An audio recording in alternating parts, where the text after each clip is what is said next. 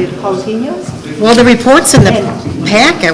We have public hearing and stuff. Move the agenda any way I you want. seeded all of them and they're Or still. add agenda. It's They hard. cannot add. I have a No problem, she needs to do it.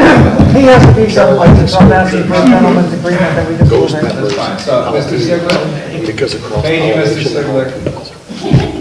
Before I start this meeting, even though the blinking stopped, my understanding is you have a very important meeting to go to. I do. It's not as important as this, I understand, but still. Important enough. So, once we get through the pledge of allegiance, we'll roll call, we'll move you ahead. On that note, start our meeting at 7:31, I believe. Please rise at your able and join me in the pledge of allegiance. I pledge allegiance to the flag of the United States of America And to the republic for which it stands, one nation, under God, indivisible, with liberty and justice for all.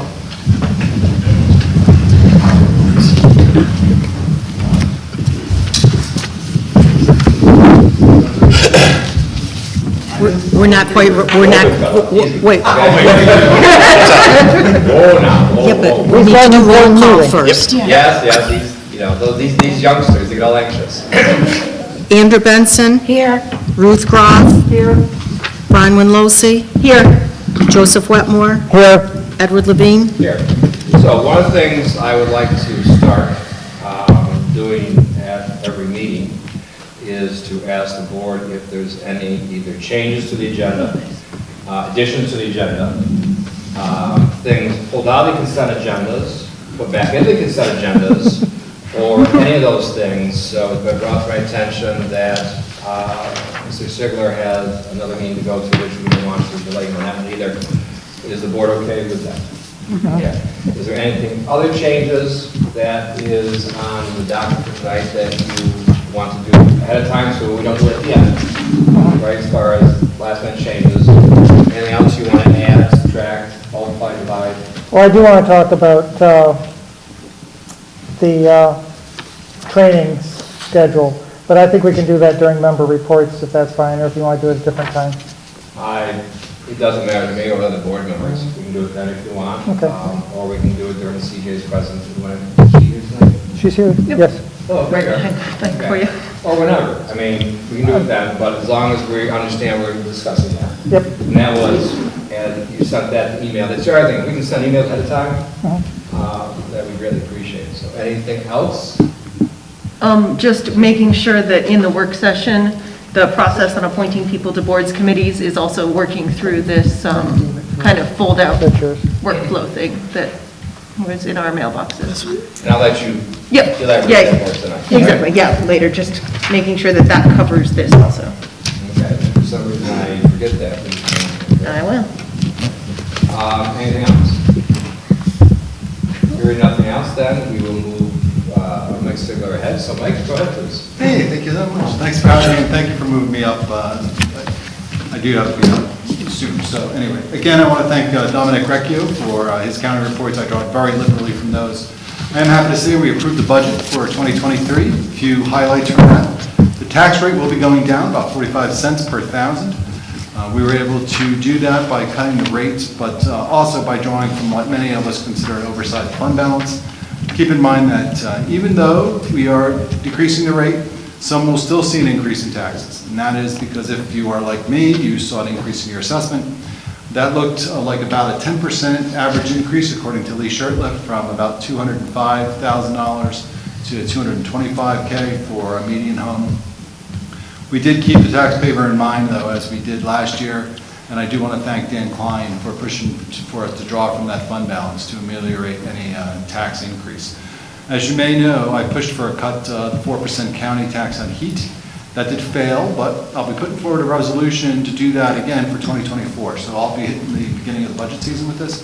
I'm going to try to do it a little more slowly, so maybe we just cut 1% a year for 4 years, and then maybe that goes away. And, we'll see if I can get that through. We are discussing ways to help the homeless in Tompkins. That was a big issue for us, growing problem. Now, you know, when temperatures drop to 32 degrees with wind chill, the county is required to house the homeless. We had a presentation with DSS on this law.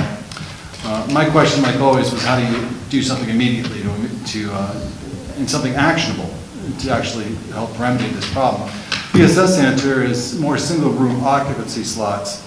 I hear from different people that that's not actually the problem, but I'm gonna call up Kate and have a meeting with her. She's the head of DSS, and see what we can do about it, because you know, obviously it's a problem. And apparently we do have some housing SROs downtown that people could actually do more longer term. So I'm going to spend a little time working on that this week and then next week as well, and then we'll see where that goes. A public hearing was held at our November 1st meeting regarding the proposed county charter changes. We needed to finalize the merger between Tompkins County Public Health and Mental Health Departments. The newly merged entity we think is going to be called Tompkins County Whole Health, and that resolution amending the charter did pass unanimously, 13-0. Resolution was approved 8-4. I dissented, Mezzi, Shurtleff, and Brooks. We were all in opposition to this. It established a task force that will review the existing relationship between the county and the Ithaca Area Economic Development. The need for a task force is called out in the memorandum of understanding between the two parties, and we have to do it every 5 years. The task force is going to review the county's interests and provisions and final support. I just personally didn't think that it should be made up, and neither did the other people that voted against this, of all just county employees, and frankly, county legislators make up the bulk of that task force. We have other people from outside that are also on the task force, but they're not voting members. I didn't think that was such a great idea. And so I would have liked to have given them some voting. I said, I don't know that it's great either to have everybody voting on this as a county employee. It's great that they're included on it. I don't know why we wouldn't extend voting positions to other members who are not county employees.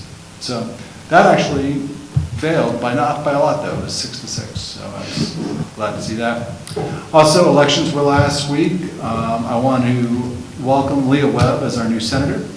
I'll also personally miss Pam Helming very much. She was our senator. She got redistricted out, so Leah ran against Rich David. I want to congratulate him on a good race. Apparently beloved in Broome County because he won Broome County, but Leah Webb won Tompkins County. So the people up here really like her, and that's where we're going to go forward, and we'll see how she does in the job. We'll hopefully get to meet with her as soon as possible at the legislature, and I hope that she'll come and meet with you guys as well. What else? Oh, Mark Molinaro, our new congressman. I want to thank Josh Riley for running. I did forget that in the report, and I was reminded of that, but you know, a hard-fought race there too, within a few thousand votes.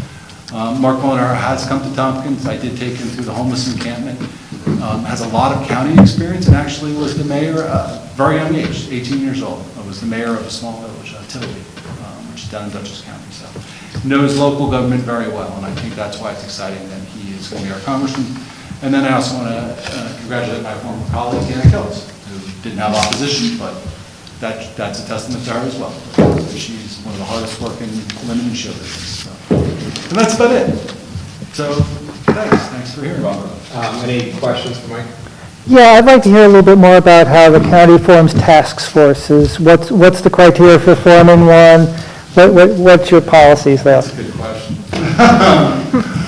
This one was put together by the chairwoman. So I was not a big fan of how that was put together, to be honest with you. IED doesn't have any say in the task force. I know that sounds weird that they would, but a lot of the people that are on the board of the IAED have a lot of development experience. And frankly, the makeup, one of my complaints too, was the makeup of the task force. You have a good breadth of knowledge there on the legislature. I mean, fine, don't pick me. You should, because I'm one of the only people that works a 9-to-5 job, and I'm in every business. In Park Alphabet is what I do. I go literally visit every small business. But fine, take me out of it. Greg Mezzi, Democrat, runs, our marina down here, owns a couple other businesses. He would have been a good choice. Or Lee Shurtleff, been in the county 30, 40 years, his father before, long-term small business owner, or even Randy Brown over in Newfield. He was the CEO of a Native American company based right here in Tompkins County. They did all the wooden pallets, I don't know if you remember that. Made that a successful business for that nation. So it seemed like we kind of missed out on some of the experience that we have in the legislature. But yeah, it was up to the chairman of the legislature.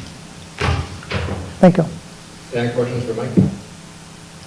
The other question I have is more of a request, and it's not to put you on the spot, but on our 5-year spreadsheets, you see where our expenses are, and it's always been levied, right? I mean, you can go up, you can go down, you can go around, the rate goes up, the rate goes down, the assessments go up, and I understand that. I understand it when I tell people, that until this year, the rates have gone up 5 cents over 6 years, but assessments went up, right? So, once again, how much do I pay at the end? Is there any way you can send that to us, just a 5-year, what the expenses are, and see where the levy is on this? Because I think that is a great indicator of where the trend is. Because the other part I'm concerned about is, my sense is that assessments will again go up heavily next year. I can certainly do that, Ed. And I'll tell you, honestly, the levy is probably always going to go up, just for the simple fact that your health insurance goes up, everything goes up, so. But it's a matter of how much goes up, and we don't do ourselves any favors, frankly, either. What the cost is, right? It's workers. That's, and this, frankly, this year, the county did, we added a lot of workers. Now, we were adding back, but we're back, we're at pre-COVID levels now. Well, and I would expect the levy to go up even if you had the same amount of workforce price, because the cost of fuel is going up, the cost of salt's going up, the cost of blacktop's going up, the cost of materials are going up, and we see that dramatically. And that's why I like to use a 5-year spread to see where it's going. And then you have to dig into those numbers and see where the numbers were. Did we do something different in 1 year? That way there's a spike. This is why, as we say, we like those asterisks. Right, CPA? We like the asterisks so they can explain here the footnotes. Oh, by the way, this was, well, how come this money went over here? Well, we got all this money left over, moved or whatever. So anyways, having said that, I don't want to keep you any longer. If anyone else has any questions, we can let you scoop and go from there. I just want to thank you for looking into the Red Bridge issue. I'm going to do that tomorrow. I'll call Pat, not Pat, I'm going to call Jeff about that tomorrow. Let me know what happens. Thank you. Hey, no problem. All right, thanks, everybody. And all the people going out hunting this weekend, safe hunting. Yes. Okay. This brings us to item 4 on our packet. And this is the public hearing for the new hybrid building project. I move to open the public hearing. I'll second. Okay. Any further discussion? All in favor? Aye. Aye. Any opposed? So, we have a note here. This motion basically is to declare lead agency. And Guy, I'm going to walk through this, and if I have any gaps, please feel free to fill in. My understanding is this has to be done first before we send this to bond council. And once it's sent to bond council, that comes back to us before we vote on the bond. And once we vote on the bond, and I'll say this for the 50th time, once the bond is out there, if we decide to authorize it, people have an opportunity, just like we did with forming a water district or a sewer district or any other taxing district, in this case it would be town-wide, is that they put a petition together and they can challenge it, as they did with Lansing Station Road, as they did with District Number 3, and have it. So this is one step in a further process to get it where people can decide or not. So, we have 30 seconds left. I have a quick question. I'm looking at the environmental assessment form, and I'm looking about governmental approvals. And one of the potential is the federal USACE nationwide permit, and I have no idea what that is. Army Corps of Engineers. Thank you. Could be wetland, there's wetlands in the area. Yep. Actually, the Army Corps indicated wetland is actually a drainage ditch on the other side of Town Farm Road. That corresponds somewhat with a county and state listing of a little stream or drainage way. It's not even on the site, but because it's close, it's something that we should pay attention to and make sure we don't injure or harm. I understand. I just didn't recognize the abbreviation. Oh, yeah. New anything else, Jeff? Nope, that was my question. Anyone else? Guy didn't leave anything out. I gave a kind of a Reader's Digest condensed version here, but I also saw all this stuff doing the seeker here, and I said, OMG, is this something we're going to have to cover tonight? and wait, there's more, but these, 8, 9, 10 pages aren't necessary for tonight. It's the part one that you start the seeker process with, and then when you're ready to complete the review, after you get input from involved agencies and whomever, you'll proceed with reviewing part two and part three and making a determination. On that note, would someone like to move to close the public hearing? I think we should invite the public to speak at the public hearing. Good point, Joe. For some reason, I always miss that because I expect them to be charging the, and when they don't, it's like you kind of get involved in this. Does anybody take this moment to talk about this, since it's a public hearing for the public? The charge isn't happening. Well, maybe not yet. Maybe down the road as we get a little more into the meeting. Okay. So I think that offer's been satisfied. So now, would someone like to make a motion to close the public hearing? Also move. I'll second. Mrs. Munson?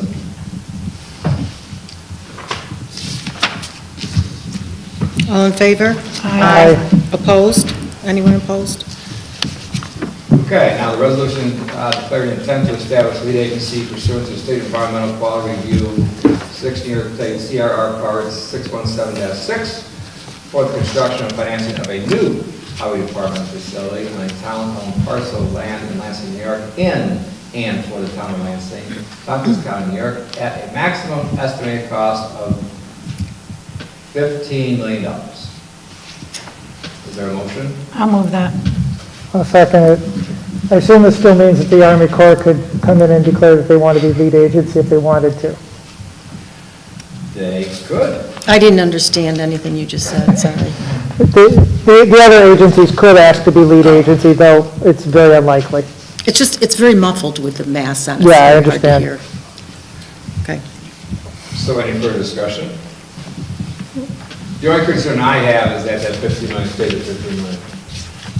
That's the only concern I have, with interest rates fluttering. And I think we add enough meat into that discussion, right, Mikey? Did with Steve Kushner when they did the revised numbers for us, we believe so. If something changes, we're going to have to obviously make some adjustments to it, but we want to be also open and honest as we, at least we try to. The fact that this number is but an estimate on the high side in case of other financial vacillations, so to say. Well, let me ask Guy a question on that. Should this number become 20,000, do we have to go through this process again? Or should the number become 20 million, you mean? 20 million, yeah, 20 million. We wish. Well, That'd be all right. yeah. Maybe that's before you, maybe you're wishing it. No, but you'd have to come up with the other $5 million in it. You might have a second bond issuance, or if you don't have the funds, you might have to look at how you can cut $5 million out of the plan. Which is what we did how many years ago with this building, and it turned out not to be that great an idea, as we now know. So we would have to go through this process for the extra 5 million? If you're going to bond it, yes. Okay. Just so I understand the process. Thank you. Right, you may or may not have to do a supplemental seeker review depending on the impacts. But you'd still look at seeker and see if you need to update anything, because numbers change a lot. Okay. Any other discussion? Mrs. Bunsen? Andrew Benson? Yes. Ruth Groff? Yes. Brian Winlosey? Yes. Joseph Wetmore? Yes. Edward Levine? Yes.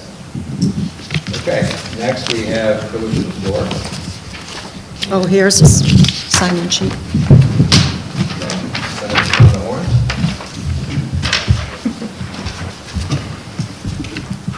So, the first one is Lynn Davidson. Hello, Mr. Davidson.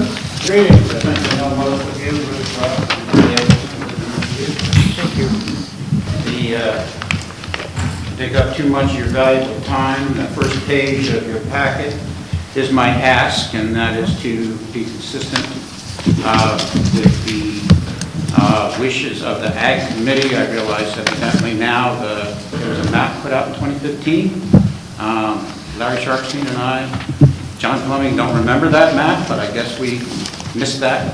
But the real ask was to utilize the transition between the new ag zone and the current RA zone to be 34B, and the eastern boundary that was on the water district of those parcels would delineate the two zones. The first piece here is to say that it's in the water district. Second piece is the engineering, the top of the hill, there's no reason water couldn't go up there. My parcel doesn't go further back than Diane Withiam's, nor does it go further back, too much further than Tracy and Andrew Levine and Sue and Jeff Losey have water, and that's the outlot that I sold when I bought the property. I brought this up at the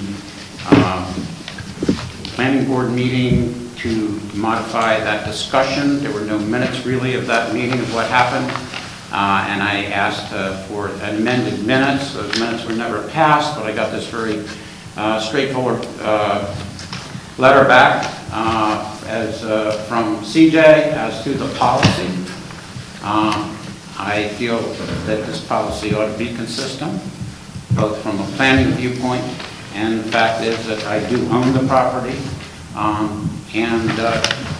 So as we look at her letter, the second page had absolutely nothing to do with the parcel that I have. It was somewhere down at the lake.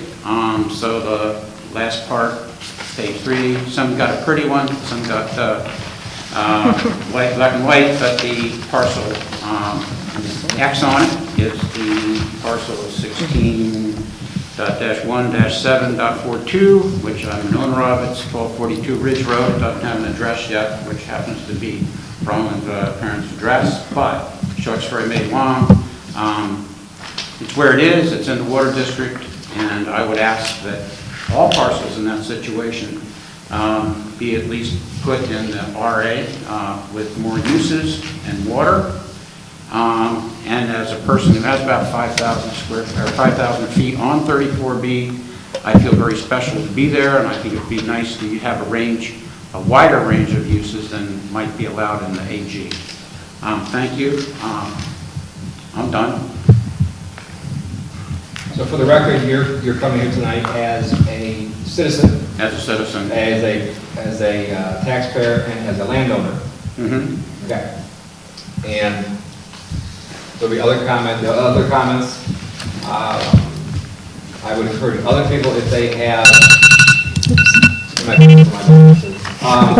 concerns that they do exactly the format you did, please come to the board or make it available to the board members besides CJ or whoever. Make sure that the board members see this as we continue to move forward with this process, so at least we have it in front of us what the up-to-date information is. So I think this is very useful. Thank you. Andrew was at the ag meeting in April, and Joe at the planning board meeting. Thank you for your time. I know it's valuable. Especially that guy. Okay. The second person we have on the floor is Mr. Doug Fink. No, I don't have it. He was going to give it to me. Lynn? Lynn, Excuse me, Len? you going to leave that pamphlet for me, that packet for me? Oh, yeah, I was going to give that to you. Yes. Forget that. Thank you.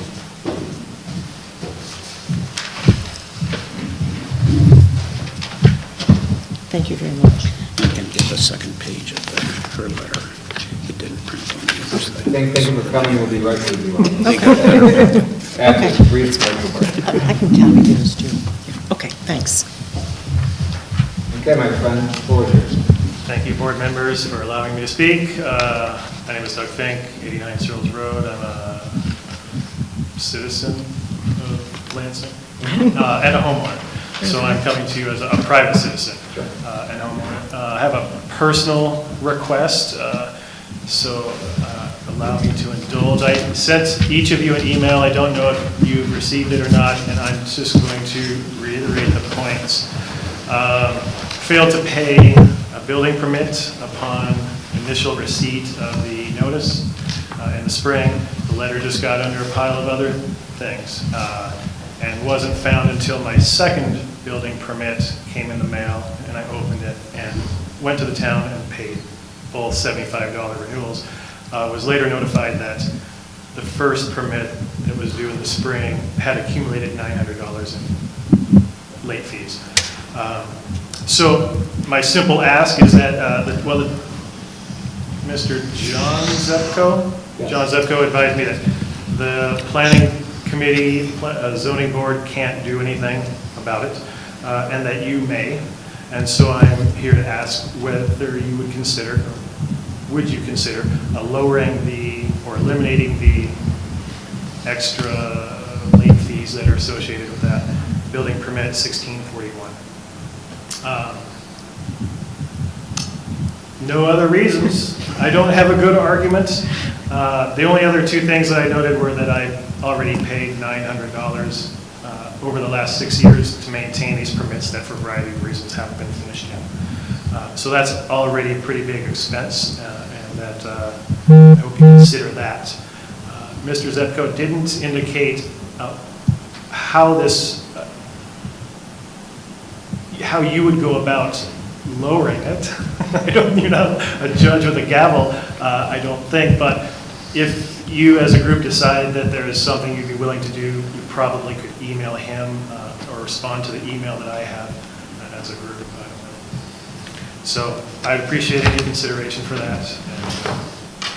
Okay, so Mr. Fink, as you probably know, this process works where you have up to 3 minutes to sensitize us to your concerns. And then if we want to comment, the board members have up to 2 minutes to respond to that as far as this goes. What this purpose is, though, is to sensitize us to your concern, and we will talk about this at a later time, a very short later time. But we will discuss this because we are now aware of it and to see where, if anything, can happen. And we'll have input, obviously, from the planning department, amongst others, and see where this goes. And you've been very forthright with us. The fact that you said, okay, and we all do this. The bill got lost, or got there, right? I mean, we all understand that. So, once again, not to take up 2 minutes here, but just explain what the process is. There won't be an immediate decision within 5 minutes or so, but it's something for us to at least process and get back to you one way or another. Okay. Okay? Sounds great. Thank you for your time. You're welcome. Okay. Is there anyone else that wants to exercise privilege of the floor? Okay.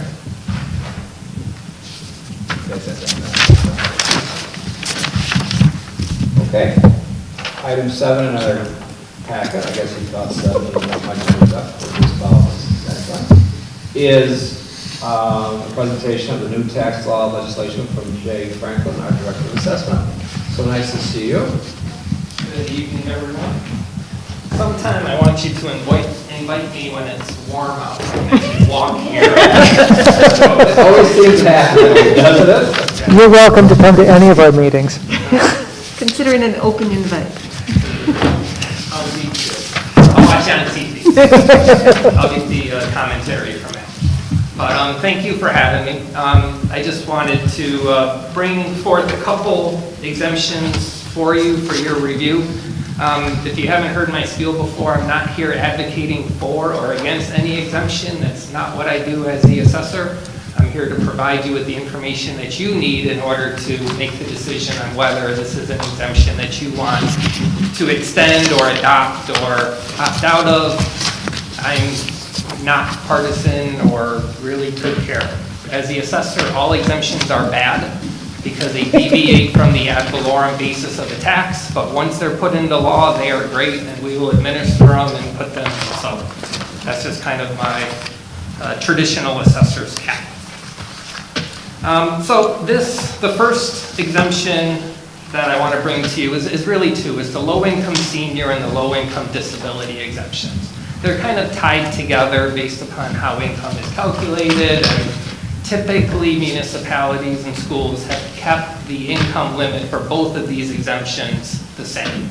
Typically, if we have a low-income disabled person, We keep them in that program, and then once they turn 65, then they'll graduate to the senior exemption, because with the senior exemption comes some enhanced STAR carryover, so we try to move people around to get them the best exemption.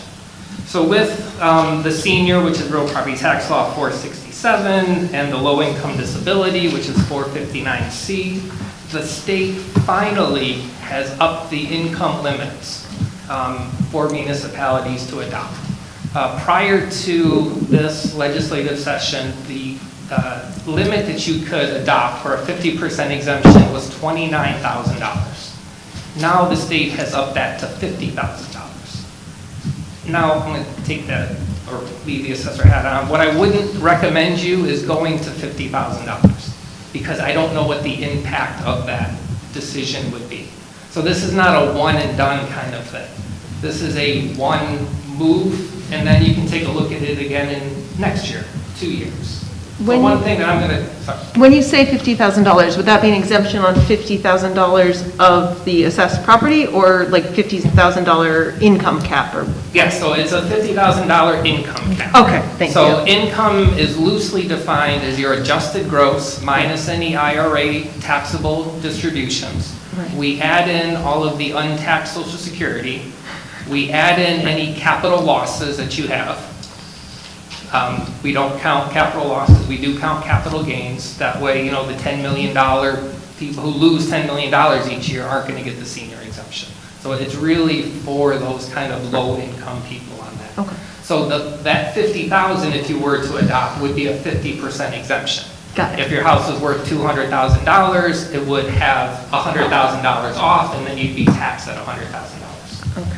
Where's the town on this exemption right now? Yeah, right now, the town was at the state maximum, so we were at 29,000. And we still are for 2023, no matter what we do, right? Correct, yep. So this is one of those exemptions that until you change it, it just stays the same. So this is probably something that you adopted in the 70s, and every kind of periodically, you'll get a, here's all the exemptions that we have in the county. Take a look at it, let me know if you want anything changed, let me know if you want to come out. You know, there's 250 real property tax exemptions in New York State.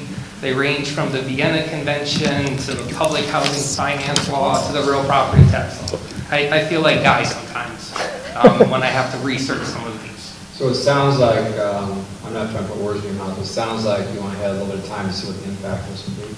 I mean, that's what I would recommend on, because the state took over the verification of the enhanced STAR,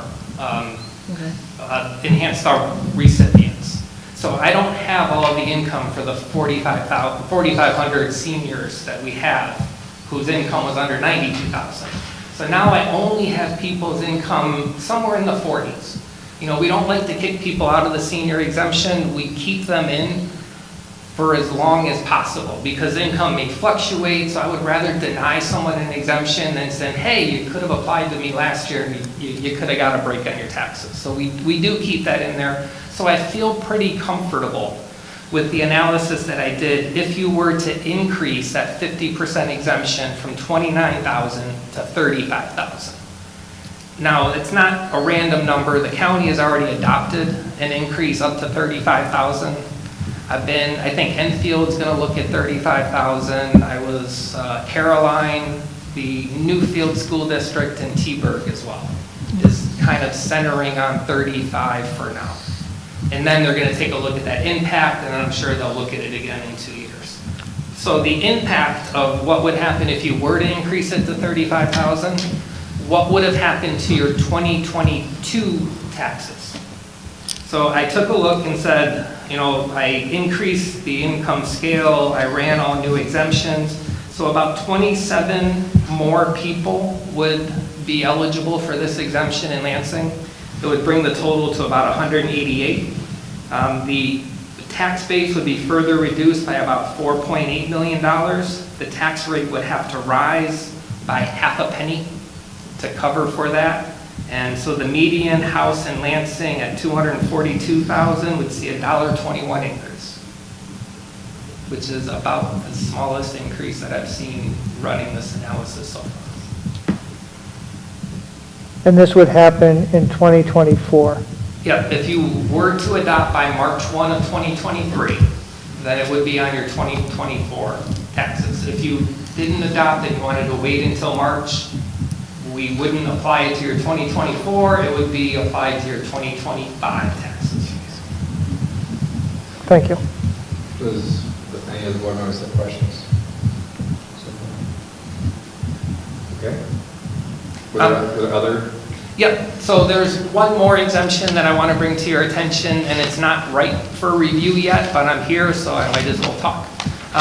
So this year, the state, the two houses passed legislation to allow an exemption for volunteer firefighter and EMT workers. There's a shortage of volunteer firefighters and EMT workers here in the county, and we were going to ask New York State to allow us to pass an exemption that would provide this benefit to these people. There was already about 21, I think, separate statutes within the real property tax law that were specific to different counties, Tompkins County not being one of them. But the state, in surprise fashion, actually did something and they did away with all of those 21 statutes and created one uniform statute for the whole state. Crazy, just beyond comprehension to me. So with that, it hasn't been delivered to the governor's office yet, so she hasn't signed it into law. So once that's happened, expect something back from me. I've been meeting with the Department of Emergency Response. Hopefully we'll meet with the fire chiefs because we want to make sure we come up with a right way to get the right volunteers to get this. You know, we want to make sure that people who are active volunteers and putting in the work and the effort get the exemption. But the person who is just on the roster and, you know, goes to Florida and kind of shows up every once in a while, that's not the volunteer that should be getting this. So I got to work through the fire chiefs. It gives me a little pause because I don't like ceding that authority of being able to grant an exemption to somebody. But I also believe that people who are doing this on a volunteer basis, they're not going to cheat or they're not going to be misleading on that. Is this something you'd have to reapply for every year to show that you're still a volunteer? Yes. So we're working through, there's a low stat kind of training credit system that I don't quite know about, but I'm learning. That's one thing I like about my job. I learn something new every day. So we're working through that to try to come up with a good system. And this is something that many other counties and towns are going to have to do. So I'm sure there'll be enough chatter out there and try to figure out how to come up with this. So it's just one of those odd things we have to work through. Okay. Any other questions for Jay? Well, as you probably know, Dennis Griffin behind you, he can probably give you an earful of information. Get any of the fire chiefs here. You're probably well aware of that. And Griff, correct me if I'm wrong with this analogy, but in the South Lansing, they actually built a couple of rooms there for people to stay there as part of the incentive for a volunteer fire company. And if you want to crunch numbers, if you had to pay for all this stuff, you can double what the budget is for your highway department. I mean, these gentlemen and ladies are willing to go out all hours of the night to go in places where most of us would hesitate.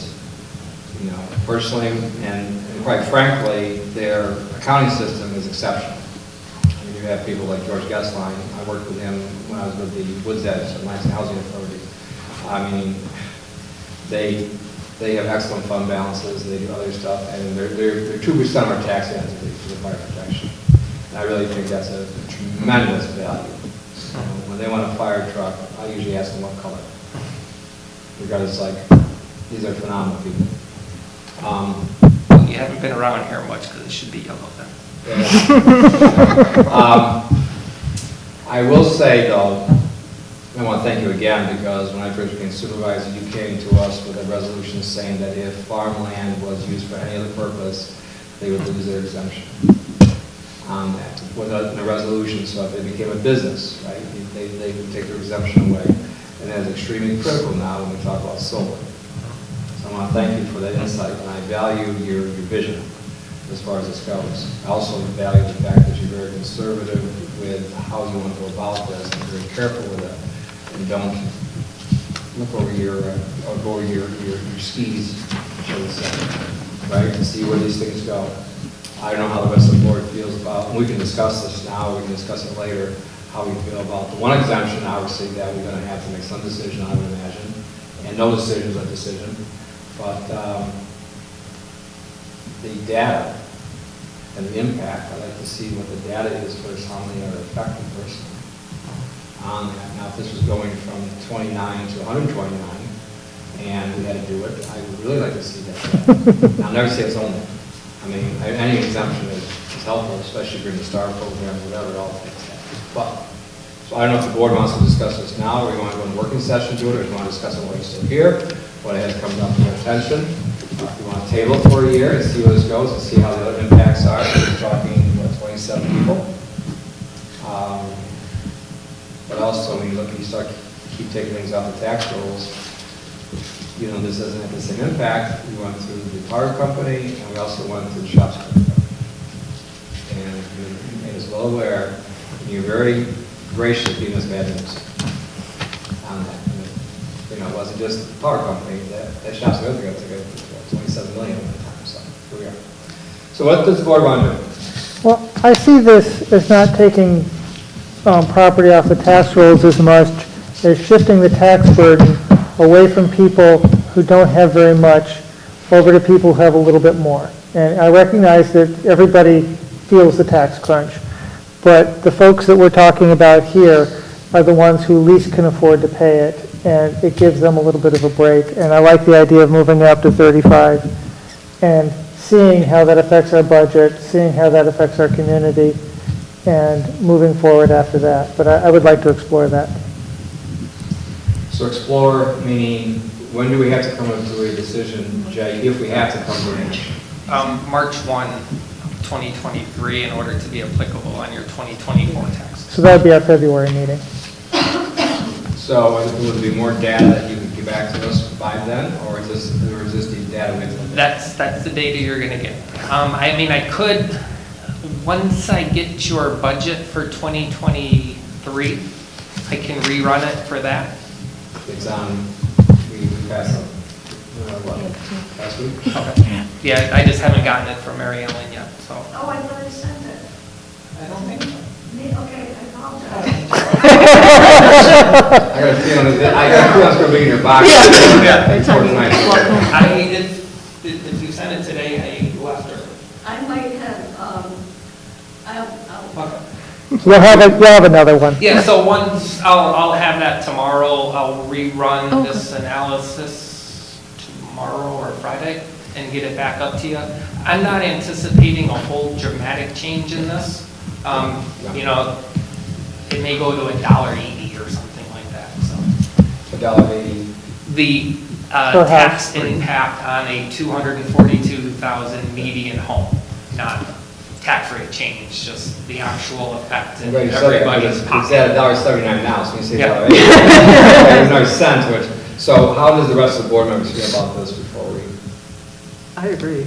Yeah, I'd like I more think we should do information. it. All right, so we have December, January, Yes. basically, right? And as soon as Mary Ellen zings that off to you, which will probably be now, we'll probably look at it, digest it over the holidays, between the pumpkin pie and football games and whatever. And I'll get it done before that. I got, Sure you will. I got the real work of the taxes to prepare and print and coordinate, and that's the least favorite part of my So job. what we have to hear then, if we're comfortable, if we're in a spot where we're comfortable right now, do you see another 8% increase in assessment overall next year for taxes?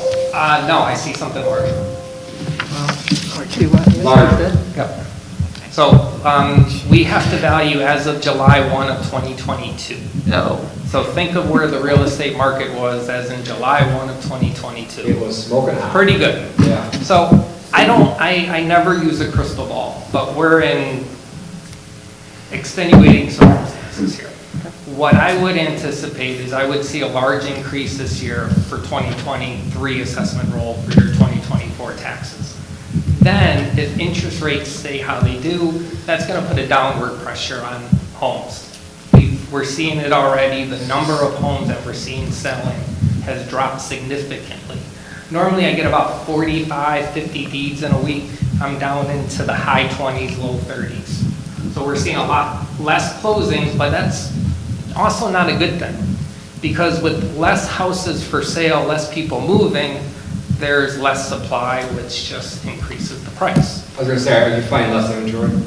Yes, I see that. The one thing we're seeing is turnkey houses are the ones that are really moving, still moving. If people are going to have to pay, 55% more in their principal and interest payments than what they paid 2 years ago.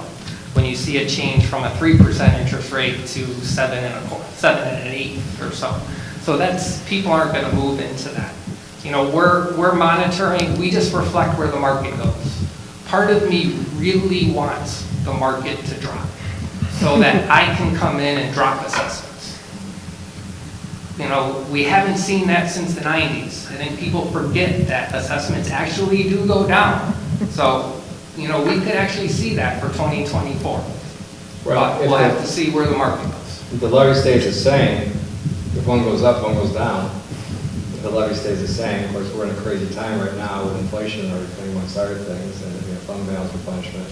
But once again, if you back to the levy on that, if your rate doubles, then if your assessment doubles, your rate ought to be cut in half if that's the same amount of levy. But unfortunately, it doesn't quite work like that. And I totally concur with you, because usually when we do our two allocations of mortgage tax, the first one is usually the lesser of the two. And when the first one comes in at about 60%, I was almost anticipating the second one coming in about 250,000. It came in at 87 on that. Yeah, and with that, with everyone already having a 3% mortgage, nobody's refinancing. And I think we're in for some trouble when a lot of the adjusted rate commercial loans are going to come through. Yeah. And to see a lot of the deals that we've seen happen have come with internal debt structures.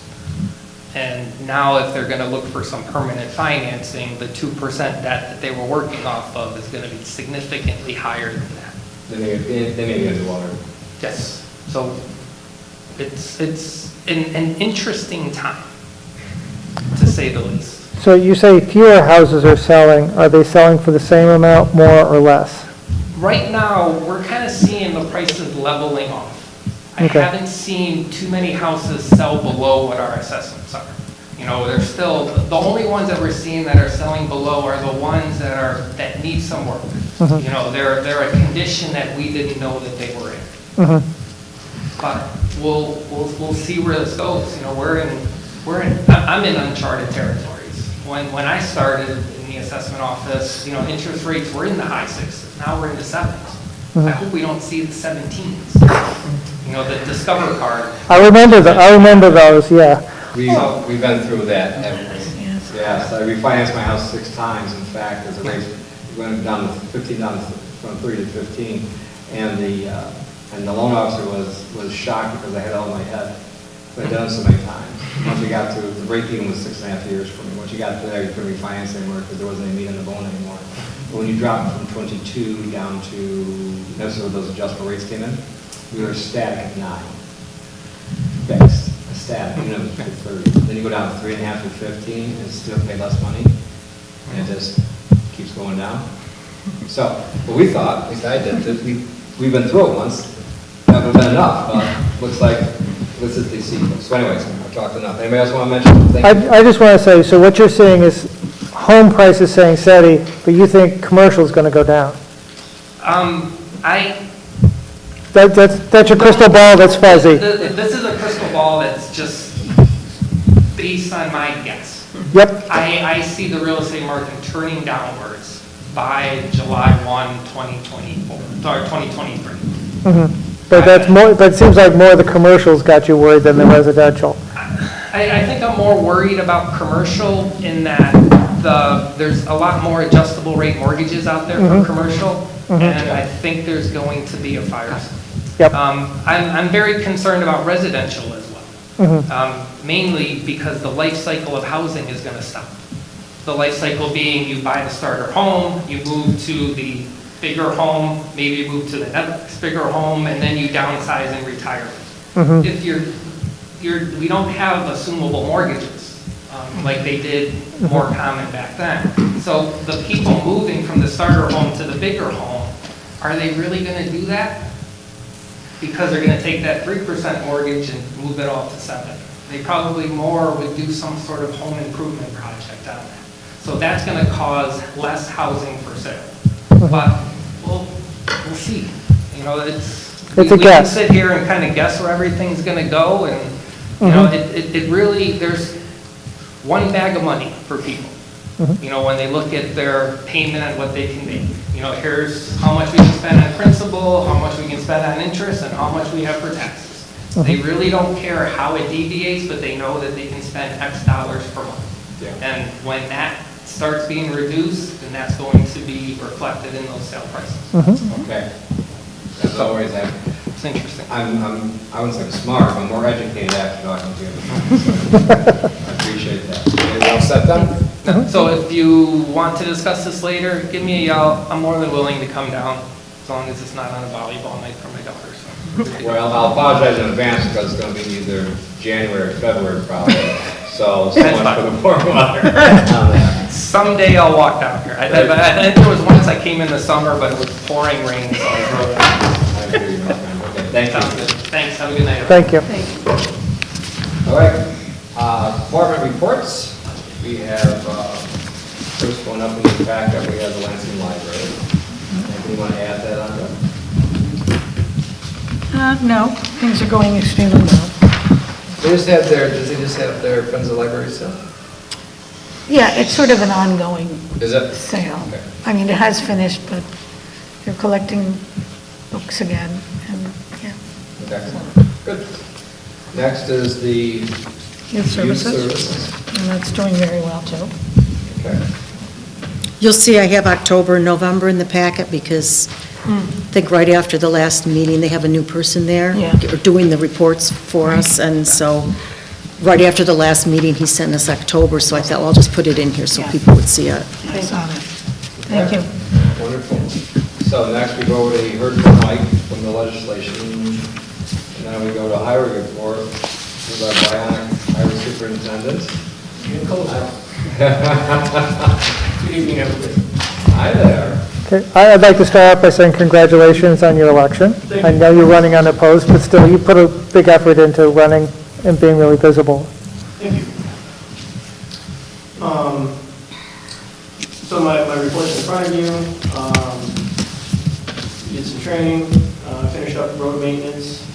I'm really happy that we, down the bottom for the CWD, able to cut in an 8-inch main which closed the loop, or created a loop actually. So when there's a water main break near the crossroads or the market, we're able to then service water to the board's business, which is huge. This was supposed to get done last year, we ran out of time. Guys are working with prepping the trucks. Obviously, we had some snow last night. Mother Nature was pretty kind to us and melted it off by like 2:30, 3 in the morning. So. Did you still send your crew out to salt the roads? No. Okay. No need. So I was out checking last night with my deputy, and then my deputy's up early this morning checking, and we're free and clear. So please keep in mind that we have 2 people on at night anyways, right? Starting December 1, it will So be. we gotta get to December 1, gotcha. Yep. And then if we have to like salting, we will, whatever. They're there. Yep. Did we, I say we, you, the town, hire fill in the one vacancy that you were down? And, 2, actually. And the mechanic also? Yes, so I made 2 hires that they will start next week. One is Tom Jacobs, who's been per diem for probably 3 years for us. Who's got 20 plus years experience at the county. Has fit in nicely for us. The second is Patrick Nedra. His parents are Jeff and Donna Nedra from Lansing. He's coming from Carville. He has mechanical experience and a good fine last week. So very happy. There's no resolution for that, being that I have money in the budget for it. And It's filling two vacancies that already exist. So these positions are already there. Right? And the fact is that the half the camp, we'll call that, for lack of a better term, that was something that we could not mitigate. And that person lots to do, which Eric all the best in the world. But on the other hand, you try to find somebody who is half the time a mechanic, half the time doing other stuff. That's a rare skill set, and we're very fortunate to find it. And how would you budget to keep our fingers crossed and keep the rosaries going with the salt and everything, right? Mother Nature? Yes. Okay. Any questions for our new official? So he runs again next year. How are we thinking? I'd just like to go over the note you sent us about budget modifications. Are you okay with that? Sure, I just want to add one thing. Actually, I sat down with Mary Ellen today, so, on the A funds, so the A5132 410, that's, I'm not going to ask for that. I saw that wasn't in here. So I shifted some money around and pulled that out, so it's just really for the mechanic. So what I pulled from the service of the trucks, obviously parts have increased, the DA 5130, 400. I'm asking for another 6,000. I'm hoping that will honestly get me through, along with what I have in there for the remainder of the year. And that's it. So originally I asked for 2,600 somewhere there for another account, but I shifted some funds around within the A with Mary Ellen today, so I won't need that money. It'll just be for the DA account of 6,000 is what I'm asking for. I'm not understanding the shifting around, because I thought if you shift between budget lines, we have to shift it. So with the A's, like my A accounts, I can move money just in an A. So DA, if I need a budget mod or whatever, I have that, obviously, before you would say the reason why, but if there's money in a fund, according to Mary Ellen, her, I can move that line. If I'm not, don't plan on using it in that. So you can move money, say, from snow removal into, brush and weed pickup? Is that what you're saying? No, just my A's. So say, assigned account. One of my A accounts that I have at the top. If you look at the I'm trying to follow this. No, that's okay. If you look at the first one, for instance, right, you see where the A's are, from one account to the other. So, and we'll go slow. The only, for lack of a better word, I'll say influence that the board has during budget season, right, when it comes to the different departments. Once they have allocated their money, as long as they are within the parameters, what they use it for, they are allowed to move money from one account to the other in there. And we'll have that discussion when Pat also, when we move money around. But not from A to DA, and certainly not A's to B's or DB's, right? Those are, in my opinion, at least those are, but we'll see this before where you had a bad winter, we had to move A money over to the DA, right? That's something we have to approve. He has the flexibility, or any department has the flexibility. Once their budget's been approved, here are the different accounts it goes out of, okay? Small example.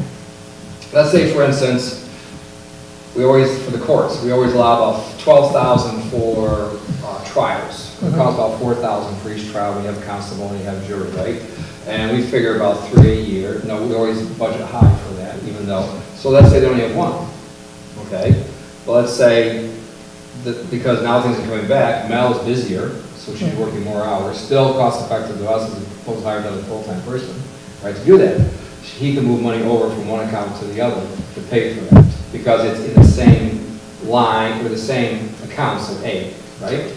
Same situation with Mike. Now, Mike couldn't move it from salt to brush, or salt to water, or salt to sewer.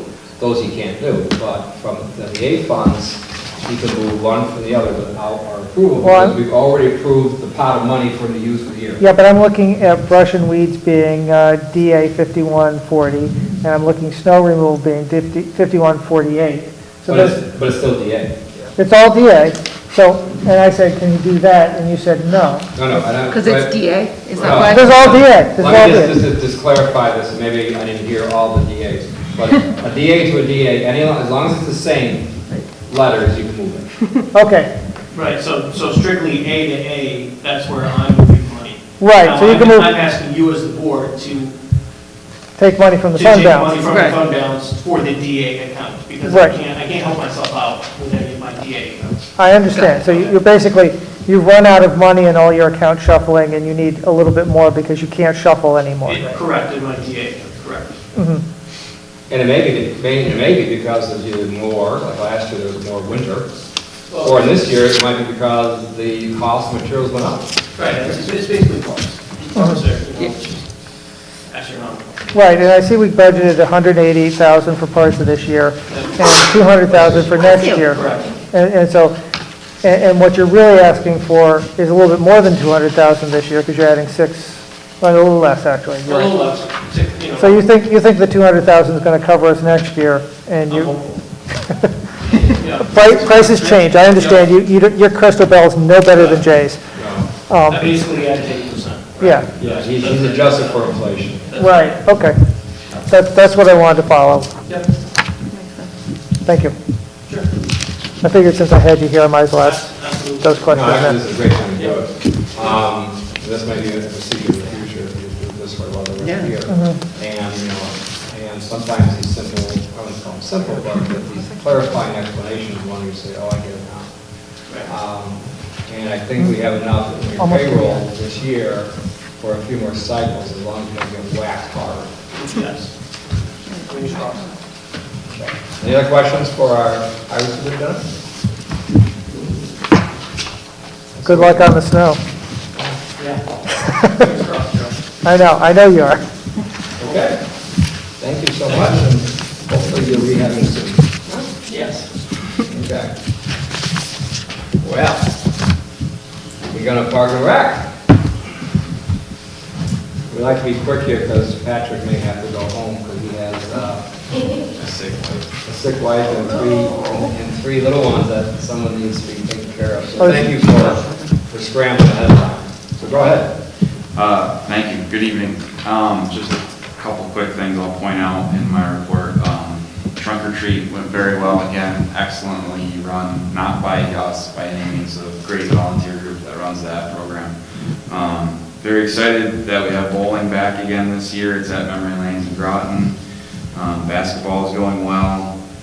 Obviously, we've done a lot of work in the parks and trails, and had a little problem at the very end of the season with the septic lines at the restroom in Myers Park. We just had to do some repair that fortunately was minor cost. We thought it might be a lot larger, but it was minor. So, and I'm sure you all probably saw the bill, or some of you saw the bill for the pump outs and the porta-johns that came in this month, obviously, and it's rather costly. It's, you know, we're probably spending close to $8,000 a year on porta-johns and pump outs, and another reason why we need a new restroom facility at Myers Park. So, having said that, this is not the rehearsed, but Captain always throws me these things, and I try to at least get my bat on the curve, is that we're still going ahead with the master plan for the park. We're still working on the contract, we're working on the in-kind donations, we're still looking on the $650,000, we're going to have to come up with somehow to rebound that or not, plus the other 1.4. It could be a $4 million bond, it could be a $2.8 million bond, it could be whatever. There could be no bond, and we discard it and just do a bathroom, we don't know. These options are open. In the meantime, though, any materials that you use, we'll see if we can. We'll research that to see if we can put it through the ARPA money, amongst other things.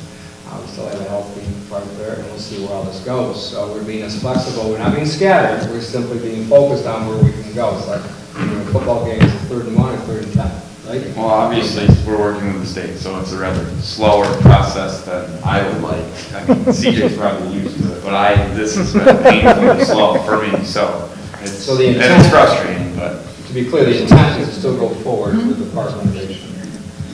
But when you keep seeing these chip away, it only reinforces why not a replacement, but additional, right? Additional bathroom. Actually, it would be a total replacement, not in the existing location. Excellent, thank you. Thanks for that And clarity. yes, it would be 2. It would be 1 in the campground and Yes. 1 in the center of the park. Yes. Total replacement. and demolition of the car. So we're trying to be, once again, creative and find other ways to do that. See, meanwhile, if you look at the supervisor's report, you look at his admission fees, you look at his, right, and you look at his marina fees, you look at his campground fees, and how they're all exceeded the expectations of his revenue stream. I think you bumped those a little bit, even though you're very concerned. We did. The one, which we're baffled in our office by the boat launching fees being off by so much.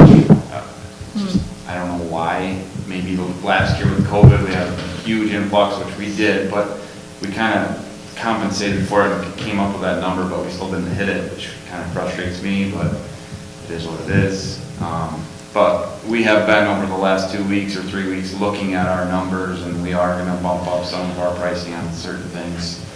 Boat slips are going to be increased. Probably not many people will like that very much, but we're trying to get more in line with what all the marinas on the lake are charging. We just are a long ways off. I mean, a long ways off. So we are going to ratchet those up pretty good.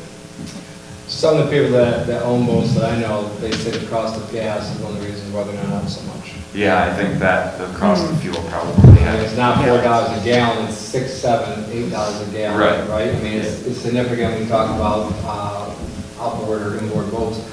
You know, rather than going out with the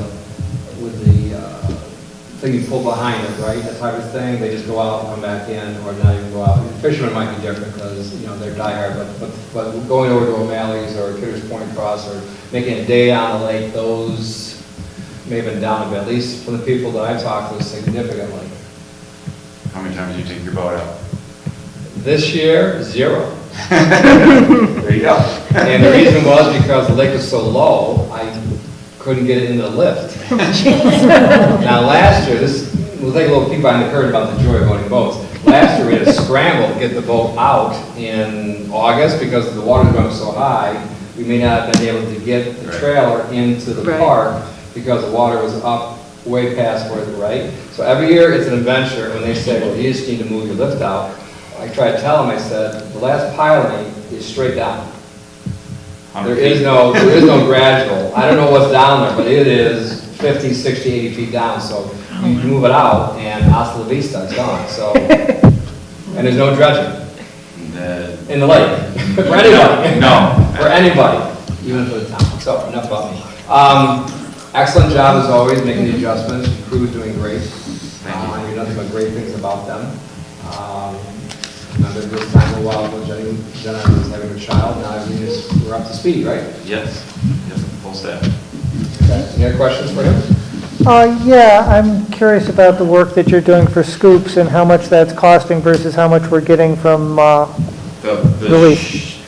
So it was a very small load of gravel, not even a loader bucket, and the shed was donated, totally donated by outside people. So really not that much. Okay, I'm concerned because, you know, part of what we're looking at is how much these things are costing us versus revenue coming in, and I just saw it. And this trail, this shed is actually not for scoops, it's for the trail mower, and as well as the tools and things that the volunteers use on the trail. So, Oh, that's a different story. yeah, it's not for scoops specifically.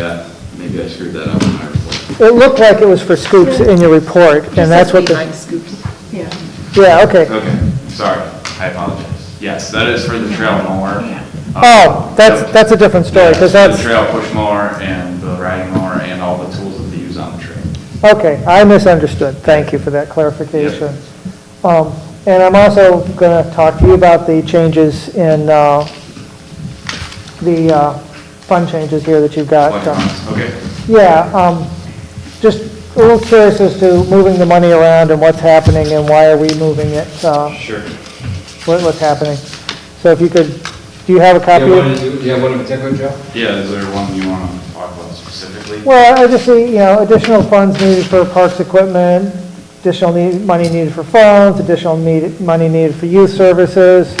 Those are vague, and so I'm just trying to get a better picture of what's happening and why. So the telephone actually is a Spectrum account for the internet at the park, and we'll probably turn that off for the winter time. most likely will turn one of those off, the other one has to be there for the camera connection. So that number is kind of projection, we don't really know what, you know, fluctuations in spectrum bills are gonna be, so that's minimal, really, but that's a speculation for that budget item. The contractual, like I said, pump outs, porta johns, that is where the main bulk of that one is coming from. Okay. And then again, you have lumber, all of our picnic tables were made out of, you know, pressure treated lumber. So, you know, constantly replacing boards and doing that sort of thing, that cost has gone up. Again, like Mikey said, parts and, you know, pieces that you need for maintenance on machines, that has all gone up. Oil's gone up, you know, it's just. I know, it's hurting all of us. Right. I'm just very concerned, because when we're starting to pull more money out of fund balance is running low. Yeah, And so, no, I agree. at some point, we're going to have to say no. And, you know, and not because we want to say no, not because these things aren't needed, but Right. because we're going to run out of money. Yeah, I mean, we're trying to be as conservative as we can be.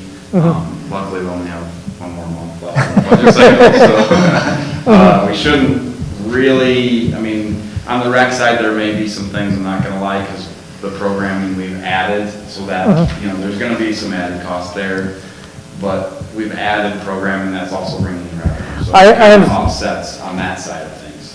Yeah, and I'm not sure how we balance that in terms of, you know, funding, because, you know, if you have a program that doubles in size, it doubles in expenses too.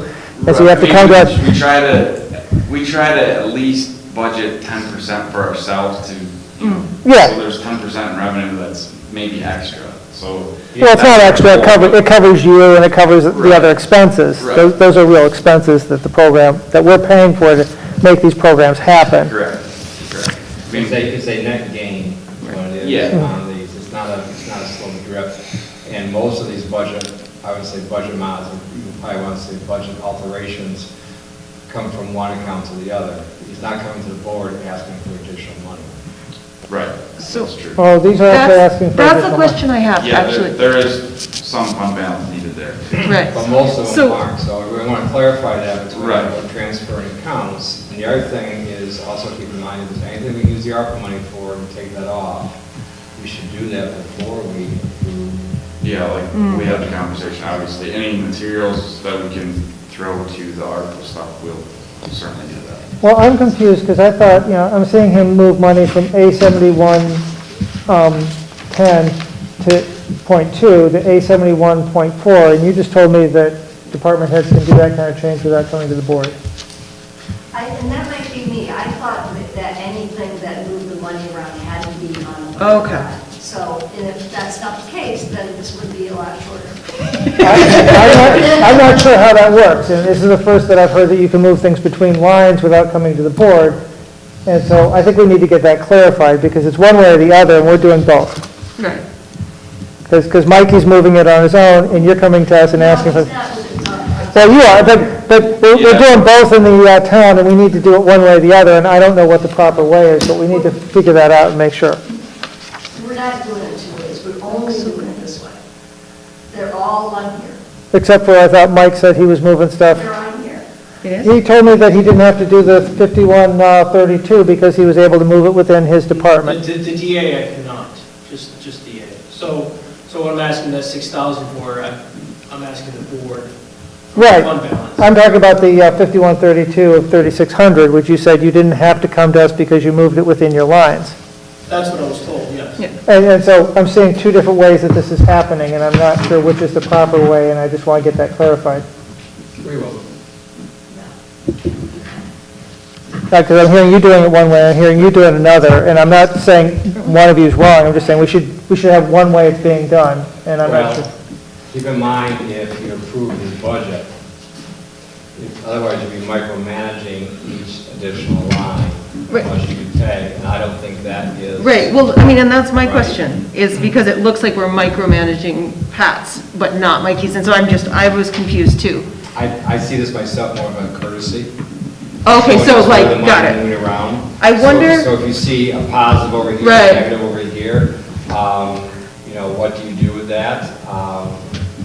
So these are things, well, like I said, once you authorize this budget, as long as they can use it within the confines of the department, they do have. Oh, no, absolutely, absolutely. I wonder if it would make sense if we're going to pull this out and look through it more closely, if we could have it, like, here's the sort of courtesy, the budget modifications, like, so you know this is what we've done, and here's the ones we need you to approve. And because, like, just having those as separate, so then we know which ones we have to, like, really understand, which are like, oh, okay, that's good to know you did that, because that, we approved that already. So- Yeah, I'm sorry. No. I thought that anytime I move money around. Yeah, that's what I thought too, so. Look, this is, every board does it differently, right? We had one supervisor, when she got through milking the cows, they met at 8 o'clock at night, they went through every invoice here with all the different departments. So everyone does it differently, whatever, we're comfortable with, that's fine. As far as I'm concerned, it's fine that we do this. One of the things you probably have seen though, and I have recommended this to the departments, if they need a budget model, they need another chunk of money from fund balance. Right. That the emails are sent out to you first, as a heads up. And I really appreciated that, because that gave me a heads up of what was going to be coming forward, gave me a chance to And think the about. explanation that the price of flux capacitors at 3.4 gigawatts, this went up 30%, I need one now, right? Or whatever that you guys do up there, I really don't care as long as it keeps the roads safe. And hopefully we don't have to talk about this so much next month. Well, and here's the other thing, which you make a great point, is that when you see these ahead of time, zing out an email. Just zing out an email, say, where is this coming from, and, you know, just so we can maybe not talk about this as much during the board, if it's a simple question for someone to answer. All right, anything else? Not for me. Anybody else have any other questions? Do we have the lease to talk about also tonight? That's a separate item later on. Do you want to move that up now and make Debbie's life difficult? Well, I want to, You have to let Pat go. what I want to do is get him out of here. Yeah. Okay, Give him the option to get him out of here. Yeah. Not because I don't want to see him, but because he's needed a home. Thank you. And to have a broader discussion of what we want to do with these properties, because eventually, this is not going to be forever. And my understanding was that Mr. Kursat, last year was going to be his last year, but now it seems like he wants to do another year. So yes, he approached me, obviously that's why there's a resolution, just follow past protocol or past whatever you want to call it. That's why you have the resolution. He would like one more year. Both him and Scoops know that there will not be any building maintenance done, obviously, because, I mean, I think as of right now, unless someone tells me different, our plan is to probably demo that building once there is no more tenant there. And there should be no excavating on any part whatsoever by anybody on that land. The reason we got it in the first place is to make sure that it is not touched. Well, let me ask Guy. A tornado comes and levels these buildings.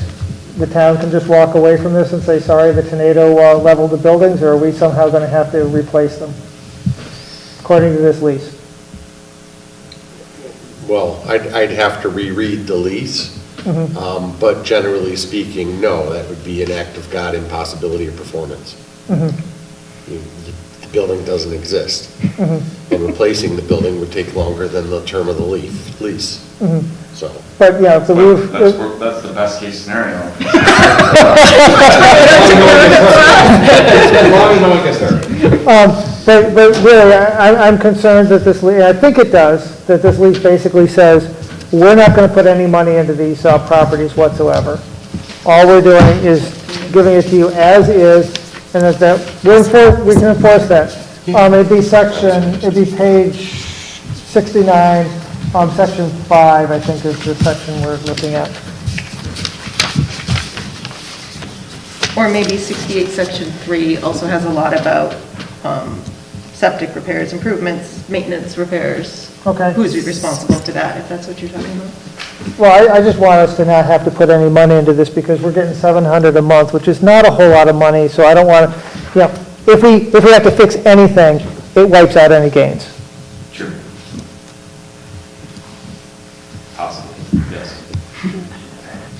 Depends. Everything seems to cost a lot. Yes, yeah, no, I agree, yeah, it's not ideal to go out there and fix anything, no. Yeah. I heard the estimate on roofs on some of these buildings. Yeah, I mean, we talked about that 2 years ago probably, and it was astronomical. It's more than we're getting from both these leases combined. Correct, yeah, it's way more. Yeah, for a building we don't want. Right. Yeah, it's really, I mean, it's outlived its life. So what do we do? Go for another year? Well, at first I want to make sure that our lease Yeah, does, He's, Okay. Guy's reviewing it right now. I'm sorry, I didn't mean to rush him. I wasn't aware of that. That's okay. If I was supposed to review it, somebody should have let me know, but that's okay. I'll look at it now.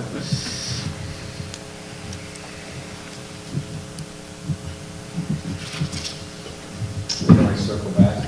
well, I guess we can go through the three questions that Guy basically said we have to go over, which it's really is, up to you. yes, I understand. Guy basically said we Well, had three. it says tenant pays 50% of the cost of septic repairs or improvements, 100% of property maintenance and repairs, 100% of grounds maintenance, including plowing and mowing, and its own recycling, trash, garbage removal, and utilities, including electric, natural gas, water, sewer, telephone. Right, why are we paying, who's paying the other 50% and why is that a 50%? It's the way the lease was written?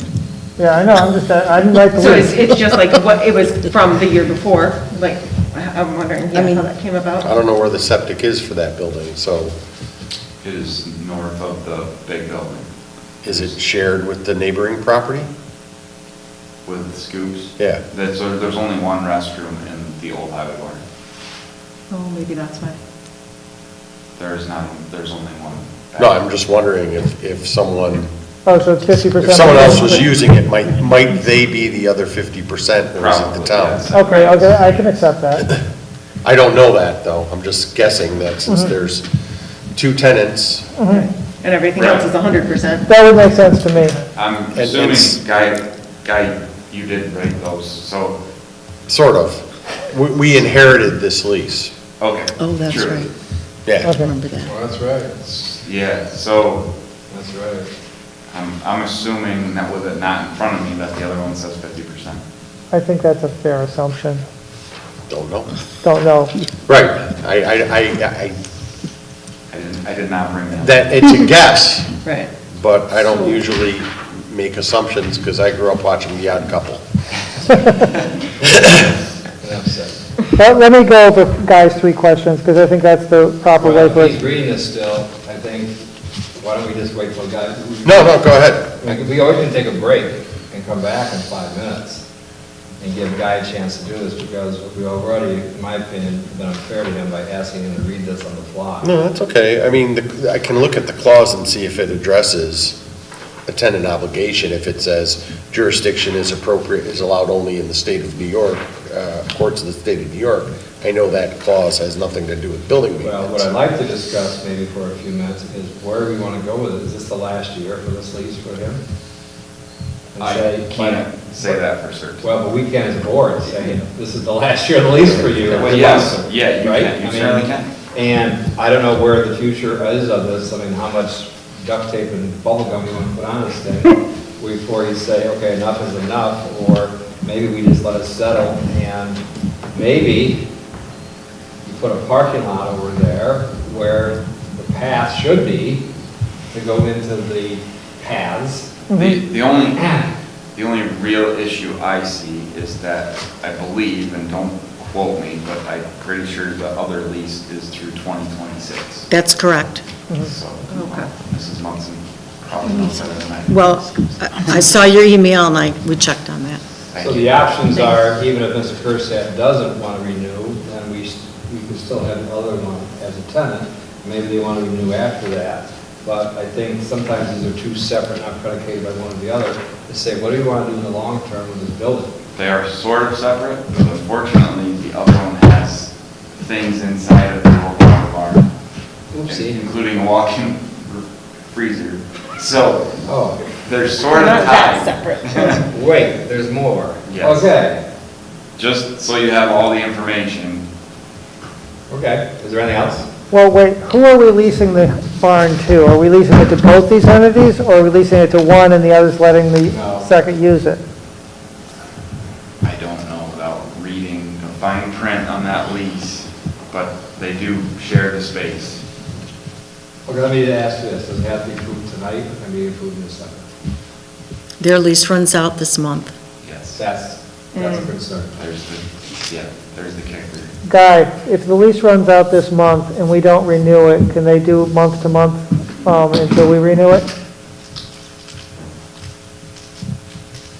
That would normally be how it would work unless you, as quote-unquote landlord, opt to terminate the lease. So we don't have to approve this tonight. We can just let them go month to month until we answer a few questions.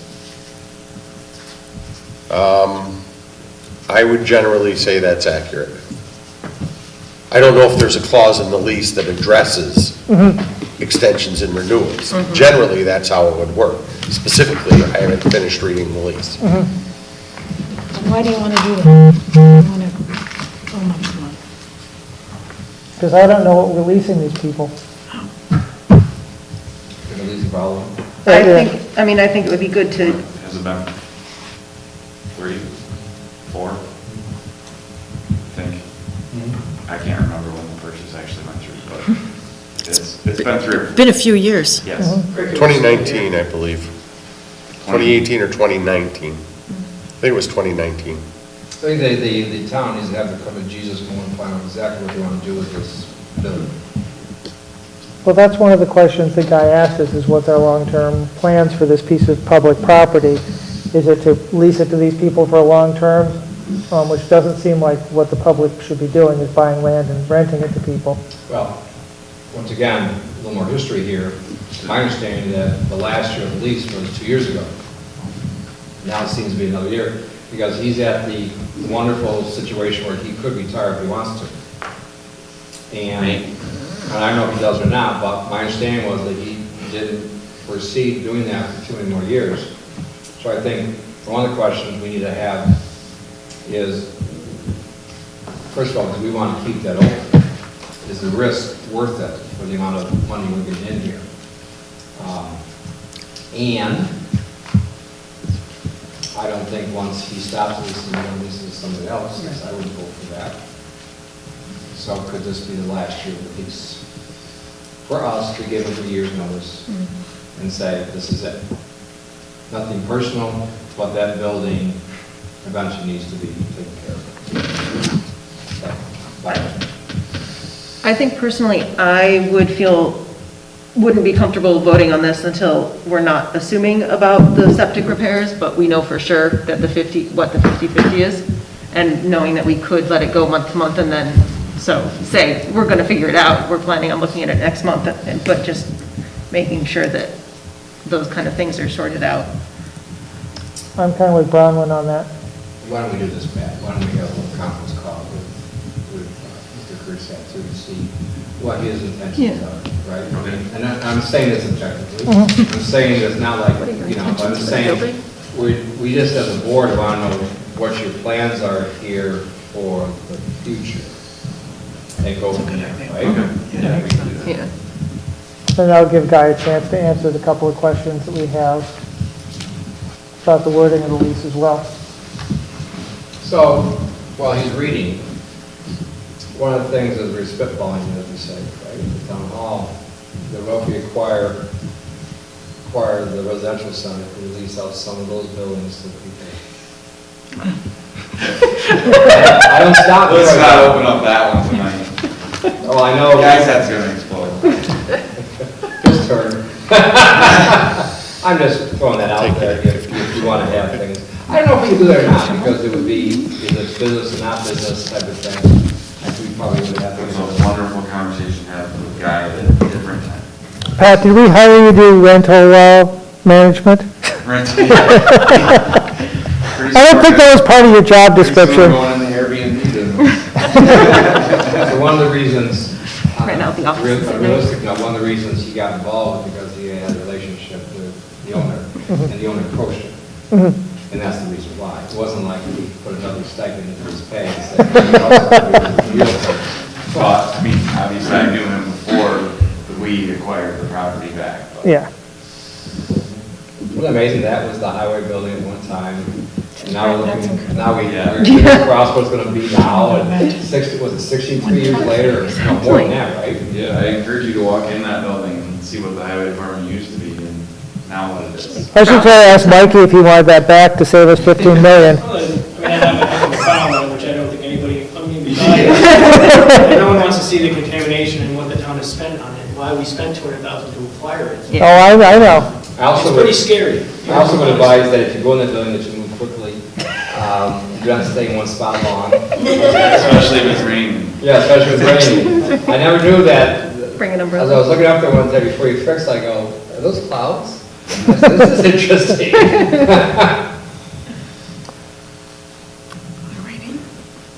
So I would suggest that we have finished with Pat's report, and when we get to this, Yeah. then we'll table it when we get to that point in the agenda, so that Debbie doesn't have to rearrange things. All right, let's move on then. Okay, Parker, you're up. Thank you. Thank you. Good night, drive safe. Thank you. Hey, CJ, you're up. As usual, CJ, nothing on your pages, nothing. Tons and tons of stuff. Hey, Go good ahead, evening, let it everyone. fly. Well, in the interest of time, just see if you have any specific questions. Question I have, Yeah. this is in general. And this is also on behalf of Mr. Fink is here. Okay. Is that when do we want to have that discussion about his situation? Well, it's defer to you all in Do town. we board. do it now? Do we do it, or do we do it at a later date when we can, do emails back and forth or whatever? I don't want to have Mr. Fink is here, I don't want to have him wait all evening and say, Sure. on the other hand, this is something we can discuss out in the open, we can. Well, I did send an email to Guy asking about this, and I don't know if Guy wants to respond directly or not. Well, if you follow the advice of the state comptroller, the attorney general in the court, you can't refund or credit the fee because it's public money, not private money. Mhm. That's my understanding from you, is we can't, as a public body, do it, what he's requesting. There's actually a provision in the New York State Constitution prohibiting it. So I think that kind of answers the question. You can look for the needle in the haystack and see if there's an exception. You can research comptroller opinions, go through, I don't know, a few hours of court opinions. My question would not be that is or is not worth the effort. My question would be, what is the public purpose served by that if the benefit is only private? If you want to prospectively adjust your law and deal with certain situations, you can. You can exempt certain types of renewals or certain classes of buildings. But what you can't generally do constitutionally is forgive a debt already owed. Same is true with water bills and a whole pile of other municipal debt. It's not specific to building permit fees. Same rule would apply to park fees. Would we be permitted to forgive or waive the late fees or No. the penalties? No, okay, there's not a Right, difference. right. There's not a provision for waiving late fees. In fact, this exact question came up in a village that I represent this month. At least I can tell you this, the attorneys at NICOM and the attorneys at the Association of Towns both agree. Does that mean that they've reviewed every piece of authority out there to see if there's an exception? Probably not. Neither have I. But I do know what Article 8 of the Constitution says and how it's interpreted and applied generally. If you're looking to make a new rule for how to apply it specifically, the law would allow you to do certain things prospectively, but very little retroactively. We had a similar discussion with someone who was given a water bill. And it, for some reason, ran. And water bills are sent, and Debbie funnels them on, here's the fee. So basically, a bulletin point says, well, here's the fine, but is Lansing going to absorb that? Once again, it's taxpayers' money, we don't have the right to do that. It isn't that we want to do it, or not want to do it. It's the fact that it sounds like we're legally bound, we can't do it. Water, there's some variation on the theme for water. There are some very, very strict rules about it. But water is supplied by contract, not necessarily by government service. Despite the fact that the 20th century is last century, New York state law still does not consider it a primary function of towns to provide water or sewer to residents. It is the only state that doesn't do that. That's why we have to create districts. It's stupid, it's 19th century thinking, but hey, welcome to New York. So the other discussion was, though, that you're asking a water district, a person in the water district, to be refunded by all the taxpayers. So you're not even talking about the pot of money that is in there, because Bolton Point wasn't the one that's going to refund them, right? Then you would have a district generated. You're talking about everyone in the whole town that pays taxes, because that money would not come out of the Bolton Point water fund, it would have to come out of the general fund. And now you got a whole nother can of worms, and after a while it's like, I'm sorry. Yeah, even for example, if a fire district had to pay a building permit, you're not allowed to waive that. There's a direct ruling on that. We had that discussion also. Yeah, it's surprising, like you're not allowed to say, well, it's a nonprofit, they don't have to pay a fee, because it's not your fee, it's the public's. It's public money. Theoretically, if we were to make a law that said nonprofits didn't have to pay the building fees, would that be legal? No. No, okay. Just curious. We also. No, you could say certain classes of buildings, i.e. sheds, Class U uninhabited sheds under 100 square feet of floor space But are not required to pay a building permit fee. So, You could exempt classes of buildings. I'm not doing very well here tonight, as far as trying to give you some relief. I'm sorry, it sounded like I got pigeonholed in here pretty good, so I got an A for effort and a D for results, unfortunately.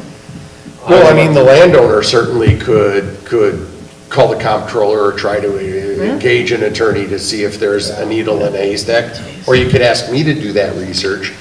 But I can assure you that once you get to about 3 hours of work, you've spent more than the problem. And again, I'm not insensitive to the concern, but where's the public purpose behind that assignment?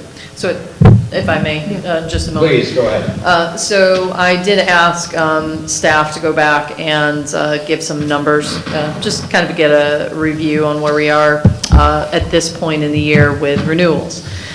So we make an effort to send letters out every March, and they do indicate a fee schedule in them, and we do follow up as best we can. To date, we have 204 outstanding building permits, so open building permits in the town, which is quite a bit to manage. But at this point, have only had non-compliance and renewal with 2. So we're achieving essentially a 98% renewal rate. And of course, we make every effort to encourage people to renew early on at the time where the building permit is expiring. And that, I suppose, is a good segue into an item that is on the agenda tonight. There's some major changes in code enforcement coming up, and so we can talk a little bit more about that as well as what's in your memo, but we really need to get on and one of the most interesting numbers from the report from Scott and Heather is that our oldest building permit is from 2001. That was a really long time ago. That is a very old building code. So we, of course, want to be encouraging, when we step back, think about planning, code enforcement, life, health, and safety. That is really the fundamental reason, I'm here, why our department operates, and so we always bring it back to that. And I will say, by the time you've accrued the penalties and fees such that is essentially evident in this situation, our code enforcement officer had to go and hand deliver this document and actually visit the residents a number of times. You're not talking about Mr. Fink, no? Yes, and the other example. This is not a criticism, we're having a conversation. Of course. Okay, we do, Mr. Fink, it's not a criticism of anything that's happened. No. It simply says that it looks like we cannot do anything about the fees. Okay, I'm only hearing every third word, I'm not really catching anything, but I don't know that people have visited me. Well, I don't know how many times you come out, but okay, I haven't seen it. I'm simply saying that from a legal aspect, we can't use taxpayers' money for this reimbursement. that is the reason that our attorney has given because of the comptroller's guidance amongst other things, and there's also state law. So it's not a matter that we want to, it's a matter, it sounds like we're legally bound that we cannot. I hate to be the bearer of bad news, and I'm sorry about that. But I don't think there's any other way I can express it without trying, I mean, I'm trying to be as gracious as I can here, but bad news is bad news. I mean, and please, you're more than welcome to stay for most of the meeting, but my understanding was I think you were here to see if we were going to come to a conclusion. So I kind of accelerated this a little bit to get you going on this, and like I said, if you want to stay, you're more than welcome. I've just been interested in the meeting. I'm not necessarily waiting for me. I thought you'd get back to me at some later point. So Okay. I'm staying for curiosity. And you're more than welcome at any meeting here, okay? All right. So back to you, CJ. Yeah, so if there's any further questions. Any other questions we have? Anything else? Yeah, I'm going to go back to the budget modifications. We're taking money to pay for the Conservation Advisory Council's grant, and I'm not sure how that works. Did we get the grant money already? Yeah, we did. So here with that, what happens, we did get that $58,500 for that. It was deposited into the A fund, not the B fund.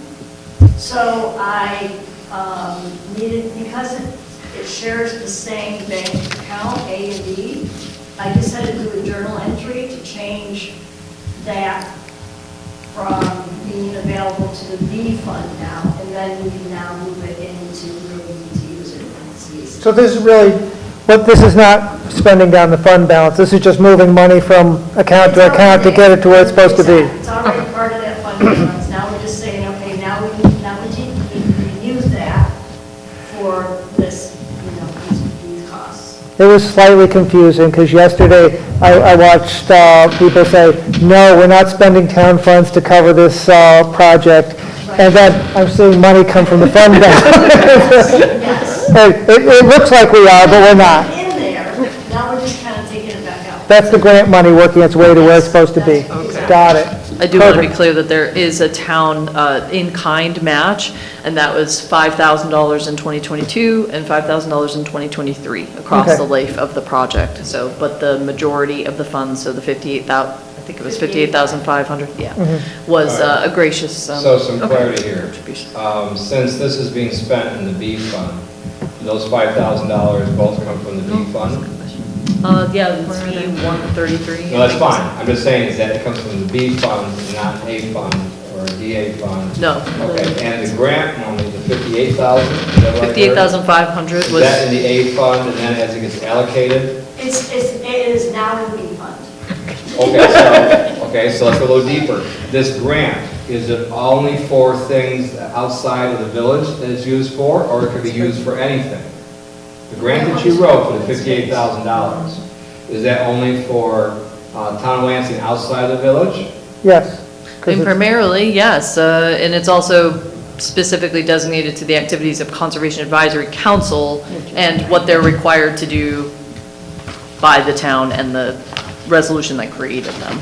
So if this is the case, then all that money should be transferred over to the B fund right now Yeah, and that's what I did. then. And either a separate line or an asterisk or something saying that this is designated only for town outside village use under the parameters of that grant. Well, it should be more than that. It should be allocated to the CAC for their specific project. So that we don't try to spend it for something else. Is there some kind of way of designating that this is for the CAC project that we've contracted for? We're spending all the money. Right. Well, it depends what the language of the grant was, because I don't know if the grant said CAC projects only. It's specifically for an open space index and conservation plan. Right. That's the But name not of the project. CAC is for open space, so there could be Right. another agency using that, so, right? It wasn't I'm just- not aware of any other body that would. I'm not either, but I'm saying that if you want to start splitting hairs, you can talk to the right guy. The fact is that CAC does not have a pot of money on their own, but you can allocate that for things as long as it's within the parameters of the grant, because having been through enough grant applications myself before we had a planner, You have to designate what it's used for, otherwise you're on the hook for reimbursement. But didn't we contract we have a contract that we're spending this money? Right? That's correct, and so Yeah. just to back up, so we, identified based on the comprehensive plan and the resolution that created the Conservation Advisory Council back in 2019, prior to my arrival, but this was on the work plan essentially for that group. When Charmaine was still a bookkeeper, we did set up a specific line item in the budget under DB, B, to, I think it's .133 for Conservation Advisory Council activities. Fast forward, wrote a grant to cover the costs of essentially the majority of the project. It's about a $70,000 project, and $58,500 is being graciously covered by the Park Foundation. And from there, I'm in charge of getting the money, but I'm not sure, I defer, of course, to bookkeeper and accounting and finance. It should be sent over, in my opinion, to a B fund with an allocation of that to be used as the grant is received. In this case, if that was the fact that of the 70-some thousand, whatever, that the 58 was supposed to be for CAC is fine, but it needs to be in its own little, like ARPA money is. Its own little category. So it doesn't look like we have it sitting in the fund. Because you're gonna have to go through that, and you're gonna have to tell a story as it goes through, what you use it for, just like we do with ARPA, just like we do anything else that's designated. I'm not here to criticize, I'm here only to verify that we're doing this correctly. And I'm assuming that all that grant money will be exhausted in the proper way, because you designated what the expense was, 73 and change. Yep, there's a scope of work that went with the project, and that follows the budget. And I'm actually about to submit a grant report to the Park Foundation to say, this is what we've done thus far, and here's our report. And I'm certainly happy to copy from Mary Ellen and keep trying to connect with her on anything reimbursement. You're going to have it in her file also for this. And this is not any criticism of you, because we know how we love your work.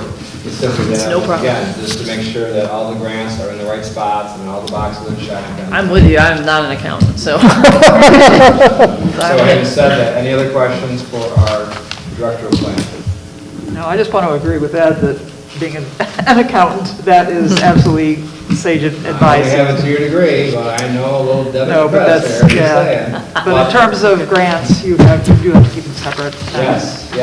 There was, Trumansburg got whacked, I think, right? Did they reimburse one, and it was, they had to give the money back? I think it was Trumansburg.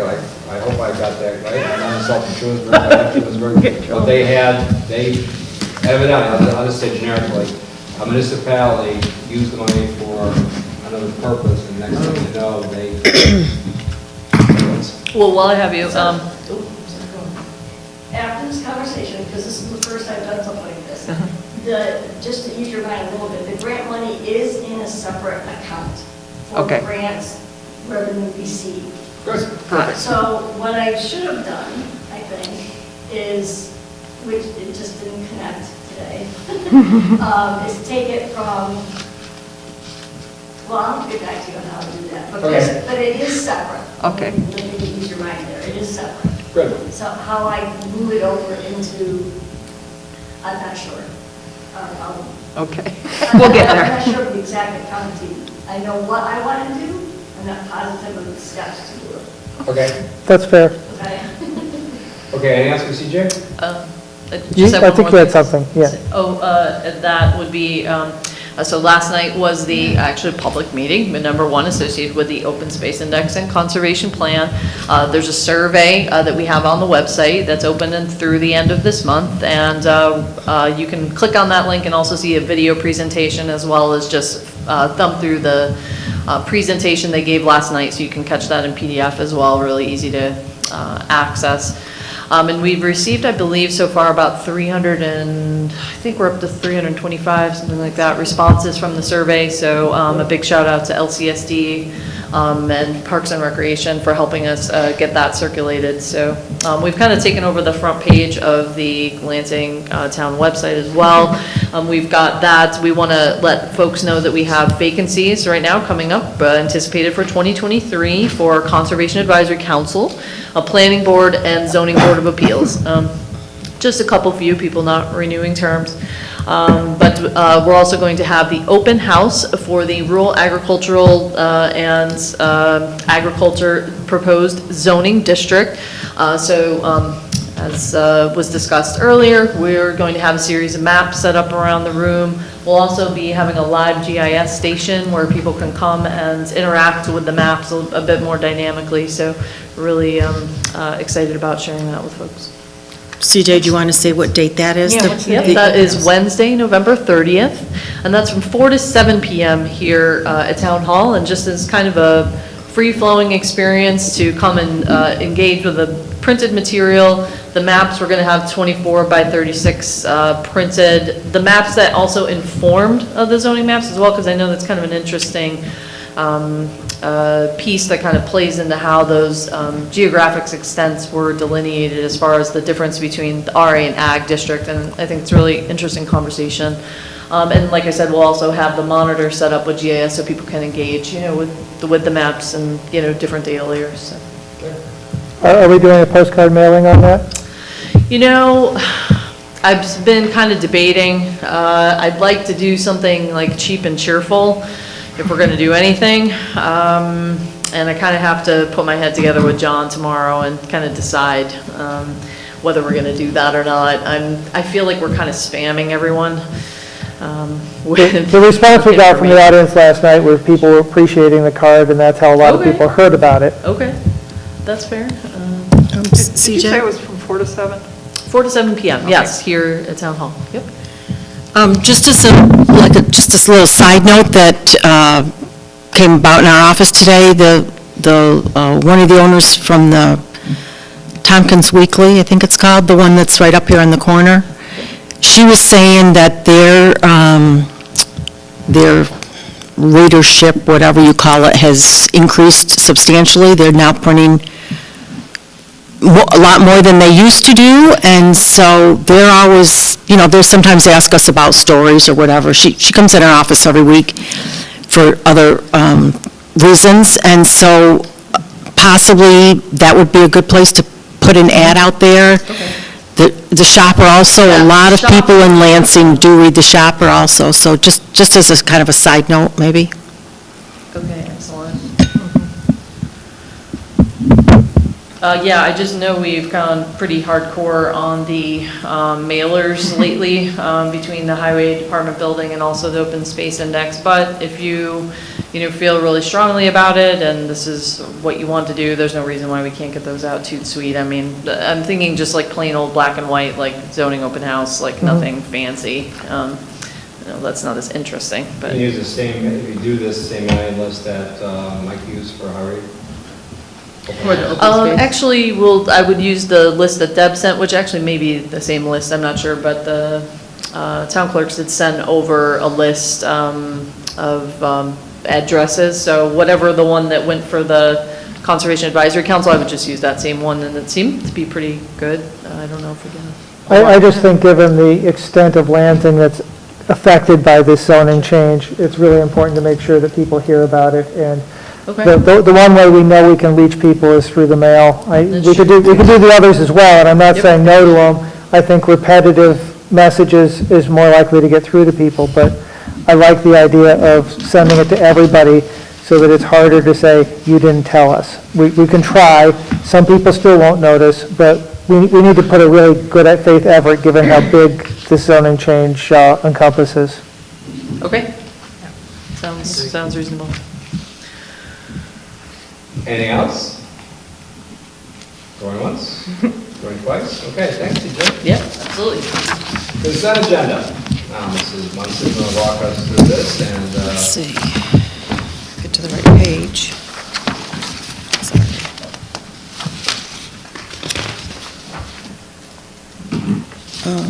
I don't know, we flipped things around so many times here. Let's see. You can bear with me for a moment.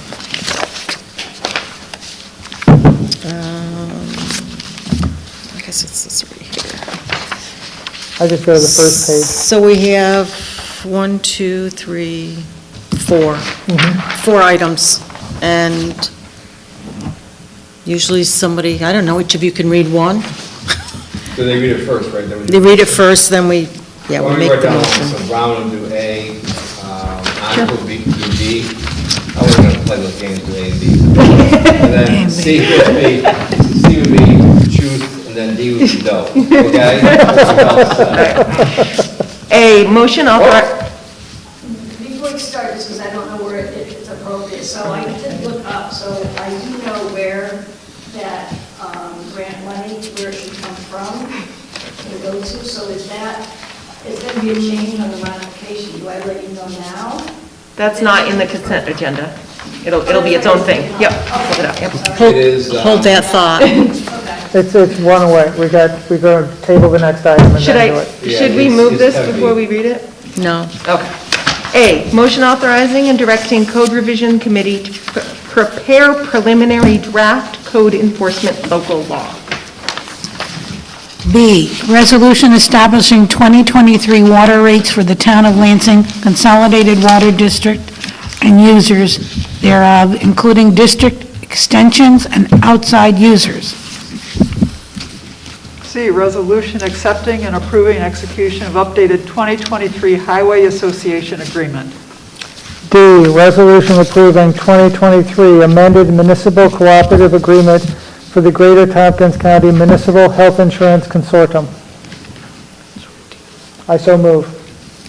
I'll second. Andrew Benson, Yes.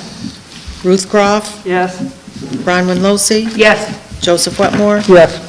Edward Levine. I got Just keep moving.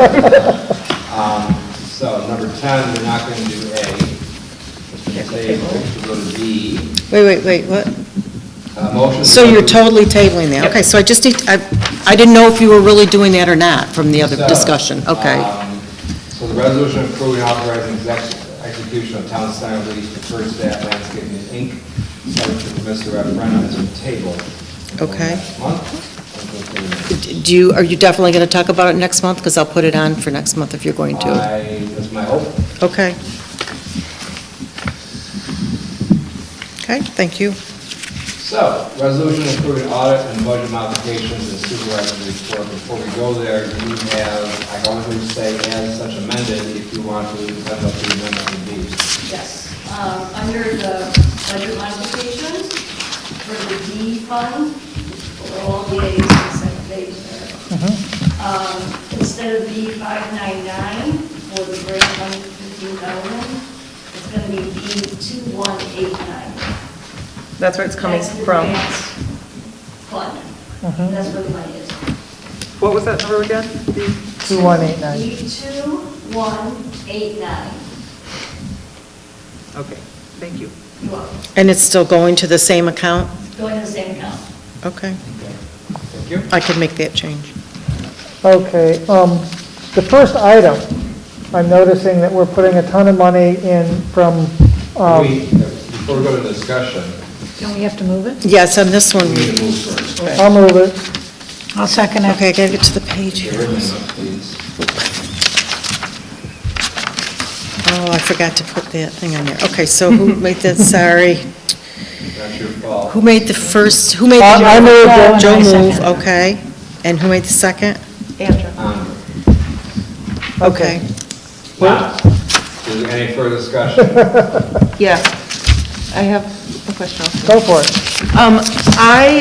In the discussion about what we need to prove and what we don't, I just want to be sure that I would find it really useful if those could be separated once we figure it Yeah, out. And I don't disagree. Okay, yeah, I just didn't know, like, it went around a couple times, so I just want to make sure that that'd be really.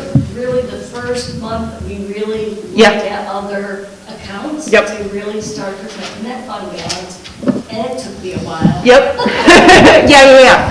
So, because then we know what we really need to talk about and dig into, and what we're just like, oh, okay, thanks for the information. Yes, So, yes, that's all, yes. thanks. Yes. So- I will tell you that out of all of these, $84,515 came from other accounts.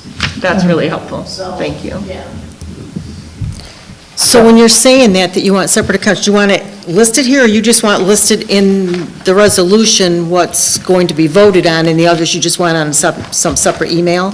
I'm just I asking mean, for either clarity. way, what would be most useful for me is if it's just, even if it's just like 2 separate pages, these are the ones that, just so you know, these are the ones to approve, and whether that's part of the resolution or just separated, however that's separated doesn't really matter to me, but just if it's clearly. Well, if you don't need to vote on it, I wouldn't think you'd have Right, it I in mean, the it wouldn't make sense to be resolution. as part of the resolution. It's just, So if we don't vote on them, when you give us the budget next year during budget season, will it reflect the changes that have been done? Like moving within. Yes. Like, so at the end of 2022, when we have all the budget modifications, and you'll see where all these accounts, where they moved around. Where they shuffled Your stuff. Your 5-year spreadsheet, you'll see in the last column, you see the yellow, Okay. that's budget mods. So when you look at 2022, you'll see sometimes with the yellow, those are budget mods. Got it.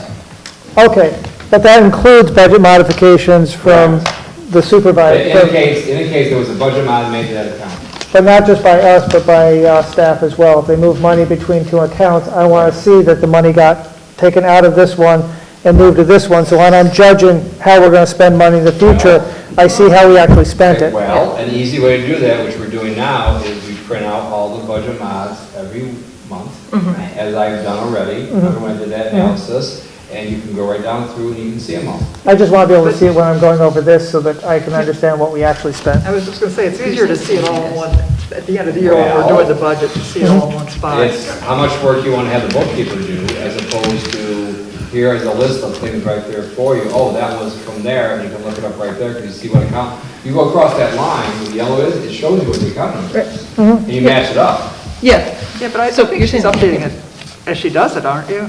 Pardon? Aren't you updating that sheet as you do it? Yeah. Yeah, so it's not like extra work. Yeah. I'll ask her that. Okay, Is it- sorry. That's okay. Is it that much extra work for you? Now that I've got the system down, it's not. But this is the first month that we've done it. Okay. So bear with me as far as. No, I'm just very protective of the employees, because it's easy for us to say this. And next thing you know, just like it's easy for us to say, geez, Mrs. Munson, can we change the agenda for the 5th time in a week? That doesn't happen, does it, Mrs. Munson? So, no comment. so when we look at this, the only ones that we need to approve are the ones that are moving from a fund balance to something else, is that? I mean, we'll approve them all this time, but, Because I thought all of them. oh, okay, so we're not, I'm not, I don't know. don't know yet, okay, So got to it, play it safe, we've Let's- always done right. it, moving from one to the other and approved it. got it. So if that is overdoing it, hooray. If that is something we have to do anyways, hooray. Either way, we'll find out exactly where this needs to go for next. We did not do anything I felt that was negligent, because we approved everything. Yeah, no. And if this has to continue this way, and that's fine too. It's always good for a refresher course. And if anything, we've sensitized everyone to what budget mods are about, and sometimes you can't get away from them. And I can certainly, to Brian's point, I can certainly organize this in a way Yeah. that is, here's what we're taking from the fund balance, Right. new money, and here's what we're shuffling around as a separate, separate them out. That's doable. One of the tools we'll use is, I'm not throwing stones, but simply how much are we using for the clerk at the judge? Now that everything has reemerged, we're at the point where we need a second person over there in that office. You look at the first line, right? I'm interested in the first line because we bumped that up by a third Well, in this reason- modification. Now, you have one employee that's doing more work. At some point, and this is a discussion we'll have, going through the lines, at one point, we've done this with other employees. We've done this when we had a part-timer for the, right? At one point, does the overtime exceed what it would be for a part-time? Oh, is it overtime? Or another full-time position, right? Where's that threshold where you say, is this an anomaly? It happened 1 year, because this is where the judges come in? But are you willing to give another 50,000 plus benefits to that, another 100 grand? Or is 20 grand or 40 grand better than 100 grand? But maybe if it goes to 120 grand every year, then maybe a full-time position or another part-time position. And please keep in mind that we've had other people help that office too, from Debbie's office, and also, I think, also from our office, go down there and help. But we may also find out as the laws change, especially with evictions and everything else, just have a tsunami, that maybe they'll need more help, and maybe we need to have a part-time clerk in that office, but that's a discussion of also with the department head, in this case would be Judge Howard. So, And just, just as a kind of an FYI, that is done now, but that's a year's worth of overtime catching up with us, right? Because we've been nothing for a while to do the overtime. It wasn't last Now week. we're at Right, she's not doing all the over- they're It's all not- caught up to, yes. That makes sense. So it's not that it was that amount of money in the last couple of months. Okay. and you'll be able to look at that line item in your supervisor's report for the next month, and you'll see what the real bump is for the year. And then you can decide if this is something we need to discuss for the future, because at one time, we did have 2 people over there for quite a few years. All right, I see we bumped it up significantly for next year. That was an estimate, by the way. Yes. Of course. Yeah, that was an estimate. She got the same raise as everybody else did, but that was an estimate. You factored this into it by saying, okay, we may give this amount next year if it follows the same, but that is not the amount that is definite. Right. Yeah, I think last year's estimate was like 10 hours of overtime for the year for her, and that was gone in the first couple of weeks. So, yeah, so that's part of why that is what it is. Any other questions? Yeah, why are we over on the historian contract? Oh, because they just did a lot of work for her. The new historian is doing a lot of work over there, and she had a budget of like $280, wasn't very much. And the highway guys went over, she thought she had a little more than that, and they were doing some work for her. Okay. Right, so to just clarify, she had told me that she had more money than she did, so as we went and did the work and helped her out getting what she needed for shelving and some chairs and tables and things of that nature. Oh, okay. It obviously, when I said that was bookkeeper, I'm like, oh, well, that's good. So that wasn't, if I'm reading this right, that wasn't her doing, it was because she outsourced it to the, right, to the highway Right, yeah, department? she asked the highway for help in order to facilitate what This she is needed. paying for the highway department to help her. It's the materials, right, that Oh, she okay. required. Gotcha. Okay, so it's not going to your people, it's going to buy the stuff that you people install. Correct. Gotcha. Yep, what we installed. But there are other lines in the budget where that is exactly set aside for that. Right. You have it where community center work done by the highway, you have other things done by the highway, so it is not unusual to have another line paid for highway labor. But that's not what's happening here. again. No. Just trying to understand. Materials. Yeah. Could we do that out of ARPA? Ooh. That'll put a dent in it. Could I just You with ask, your 5-year plan, I got this thing about ARPA now, so. I'm glad. 4 o'clock in the morning, I'll call you and see how your 5-year plan is. I'll text you. All right, Okay. that works. I have one could I just ask a question? So on the historian thing, I know you said it was for, chairs and tables, but how about the historian? We didn't have one for a while, so there should be some money somewhere from not paying a historian this year. Yeah, and I can look at that. I just was running out of time. Yeah, that's okay. I just happened to think about that when, That money will go to fund balance automatically at the end of the year is unspent though. So it kind of works its way out one way or the other. right, but we're taking it and then we're, And then it'll go back in automatically. Correct. I also recall though that the stipend for the historian isn't very much. it's not very much, but, And cost, of course, cost of materials for the historian. It looks like it'll cover it. Any other questions? No further No. discussion? No discussion, but I do want to compliment Mary Ellen on how she's been taking on this job and making it more efficient and working on reports that hopefully will make its way to the board eventually over the next year, that I think will help us in viewing the budgets and viewing our entries each month. I think it'll make it a lot more meaningful to all of us what she's doing, and I really applaud her for that. Thank you, Mary Ellen. Yes, thank you. And by the way, this is not a criticism of any former employees, but as you hire new employees with new skill sets and new experiences, you expect them to also bring different things to the table. I think she has done that remarkably. And also training her assistant, Chelsea, at the same time by doing this, right? She has done Chelsea a does a remarkable lot job. with this too. She gave her some of the to-dos, while I did some of the figuring out. And you've also been very responsive to all my million questions, so thank you for that. I second all that. You can't see it, but I've got your spreadsheet spread all the way across here. That's what all this paperwork is. This is the, the minutes for the meeting, and then this is all your spreadsheets across here that I've been working with. So that spreadsheet is actually becoming a very useful tool for us too. That's why I say it is not going to take me long to do it because I'm developing it into something that I will use on a week-to-week basis. So it won't be anything. I'll be using it. I had that conversation with her, so that's how I knew she was going to be able to do this for us. I wasn't putting work on her table. Anything else?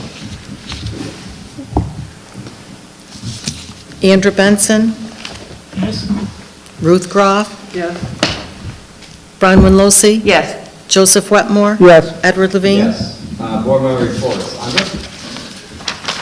The two that I go to are in there, and I could not go to the last CAC. I probably can't be on that next year because it just conflicts with a real job that I have and has night meetings. Sure, understand. Anything else? If not, Bruce? Well, most of my report is already in the packet, but I do have some additional items to add to that. I did mention in my report that I went to the ITCTC meeting, and I put that in the report before I went to the meeting, actually, so I didn't have anything to say. But I did find out that there's a bipartisan infrastructure law that includes what they call the Carbon Reduction Program, the CRP. So there will be $72,000 a year for 5 years. It's available to the county, and it's for programs, anything that's a carbon reduction. So it would be for trails, bike paths, bus stops, EV stations, anything that would be, that we could think of that would reduce the carbon, our carbon footprint. And I just wanted to let you know that those funds are going to be available. So if anybody has any projects, I know CJ will probably want to obviously coordinate on that, but the funding is out there. It's not a lot. It's, like I said, $72,000 a year or $92,000 a year for the town. So that is out there. Can I just ask, because we do have an EV charging station plan that we put together a couple of years ago. I'm wondering if we can resurrect that and grab some of this money to at least put them here at the town hall.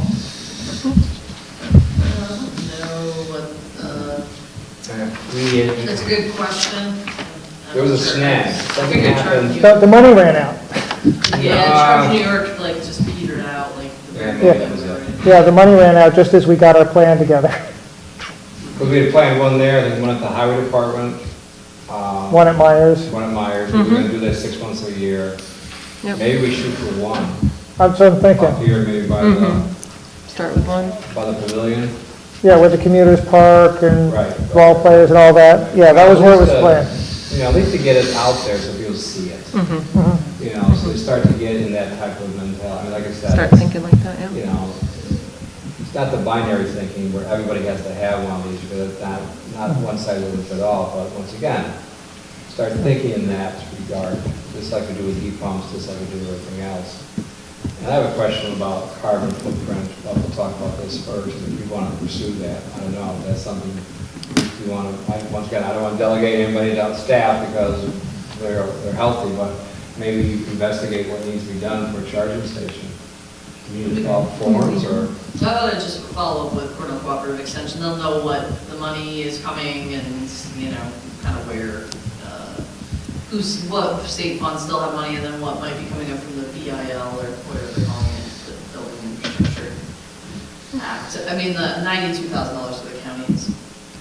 Yeah. I mean, it's such a small amount. They were talking about combining years and like bumping all 5 years, see if they could do that. It's not a lot, but it's out there. I hear you about the charging stations, and I'm gonna reach out to somebody, because there's so much money sloshing around that, I mean, try to see, like, in early December, kind of where that's at, and just reconnect with one of our extension on that. That sounds like a good plan. Thank you. I mean, this could also cover something like bike paths or bike lanes on the road. I mean, it's anything that reduces the carbon. But, okay. Okay. Okay, Joe? Well, I've got my report in the packet, but I would like to talk a little bit about the training that we're all supposed to be doing, because that seems to have gotten really pushed to the end of the year. And I understand why. We had a lot of changes in our office that cut back on that, but I think we might want to change our policy to the end of the year. Rather than interrupt you, but we agreed to talk about it as an agenda item. This is your report. And I will promise you, it will be in the agenda down below as far as this goes. Okay, I said I'd talk about it during my report, but if you want to do it later, that's fine too. Right. I just want to say something quick when I get my report, then we can jump right into this. Okay, that's fine. Yeah. That's what I wanted to talk about, unless there was questions about my report. No, I don't have any questions. Beth, any questions about the report? So there is some activity going on with the airport. As far as that goes, there seems to be some movement either with an interior or with static flights. So keep that posted. Hopefully, fingers crossed, things work out. There's something going on there. We'll see. A lot of stuff we can't talk about right now. One thing I will ask, though, is a question in general. Don't want to answer, don't have to have a discussion about it. But if you could, since we're talking about carbon footprint, this is not a criticism, it's a conversation. One of the action plans was that if more people got on heat pumps in a moratorium area, such as ours, with natural gas, people would convert from their natural gas to the heat pumps, and that would free up the natural gas for businesses. And I'm simply asking if anybody can find any data about anybody who has switched over, so we have some capacity for natural gas if business is looking for it. Would you please share that information? It's not a criticism, I'm simply saying that was one of the action plans, hoping going forward. Okay, here comes the reality. Let's find out how that's doing, right? And if more heat pumps are available, and I always talk to you about the church, how that was not a good idea because that was all those small rooms in an older house. We did look at solar panels, we looked at everything, and the heat smart people said that would not be advised, but we do have heat pumps in the new edition. Okay, so once again, this isn't binary, right? It's where it fits. But I simply want to have, because we suffer. Okay, it'd be one thing if we all suffer, right? But if other people can still hook up more elsewhere, I find that we're doing a disservice for us if other areas of the county can do that, because I don't really think if you want to get off the natural gas, that's not the way to do it if you have other people do it. It's the same thing when we cut back on our carbon, we have other countries just pounding it out more, right? And like I said, I'm being objective about this. I would just like to see, is there any natural gas available for us? I realize they sent a pipeline up through there to cover their criminal liability, right, from the power company. Not this financially, but you're criminally liable now if you don't supply natural gas to your customers, and it just doesn't help. And that's one reason why in my opinion, why they did this. But it was a small line. Okay, if that's the case, is there any natural gas that's been freed up? That's a question just to ask. I'm sure somebody must have some data someplace that it has been. And if that's the case, how much do we have that we can offer businesses or other people here to make it more profitable for them to come to us, to build our tax base? So, having said that, do you want to take a 5-minute break before we go to work session, or do you want to jump right into it? I should do my report. You forgot. How could I do that? Let's try and move this along. I'm just so quiet, and I don't ever say anything. I'm sorry, my apologies, please. No, that's fine. The QIO report is in, you guys got a much better report that I can give by email.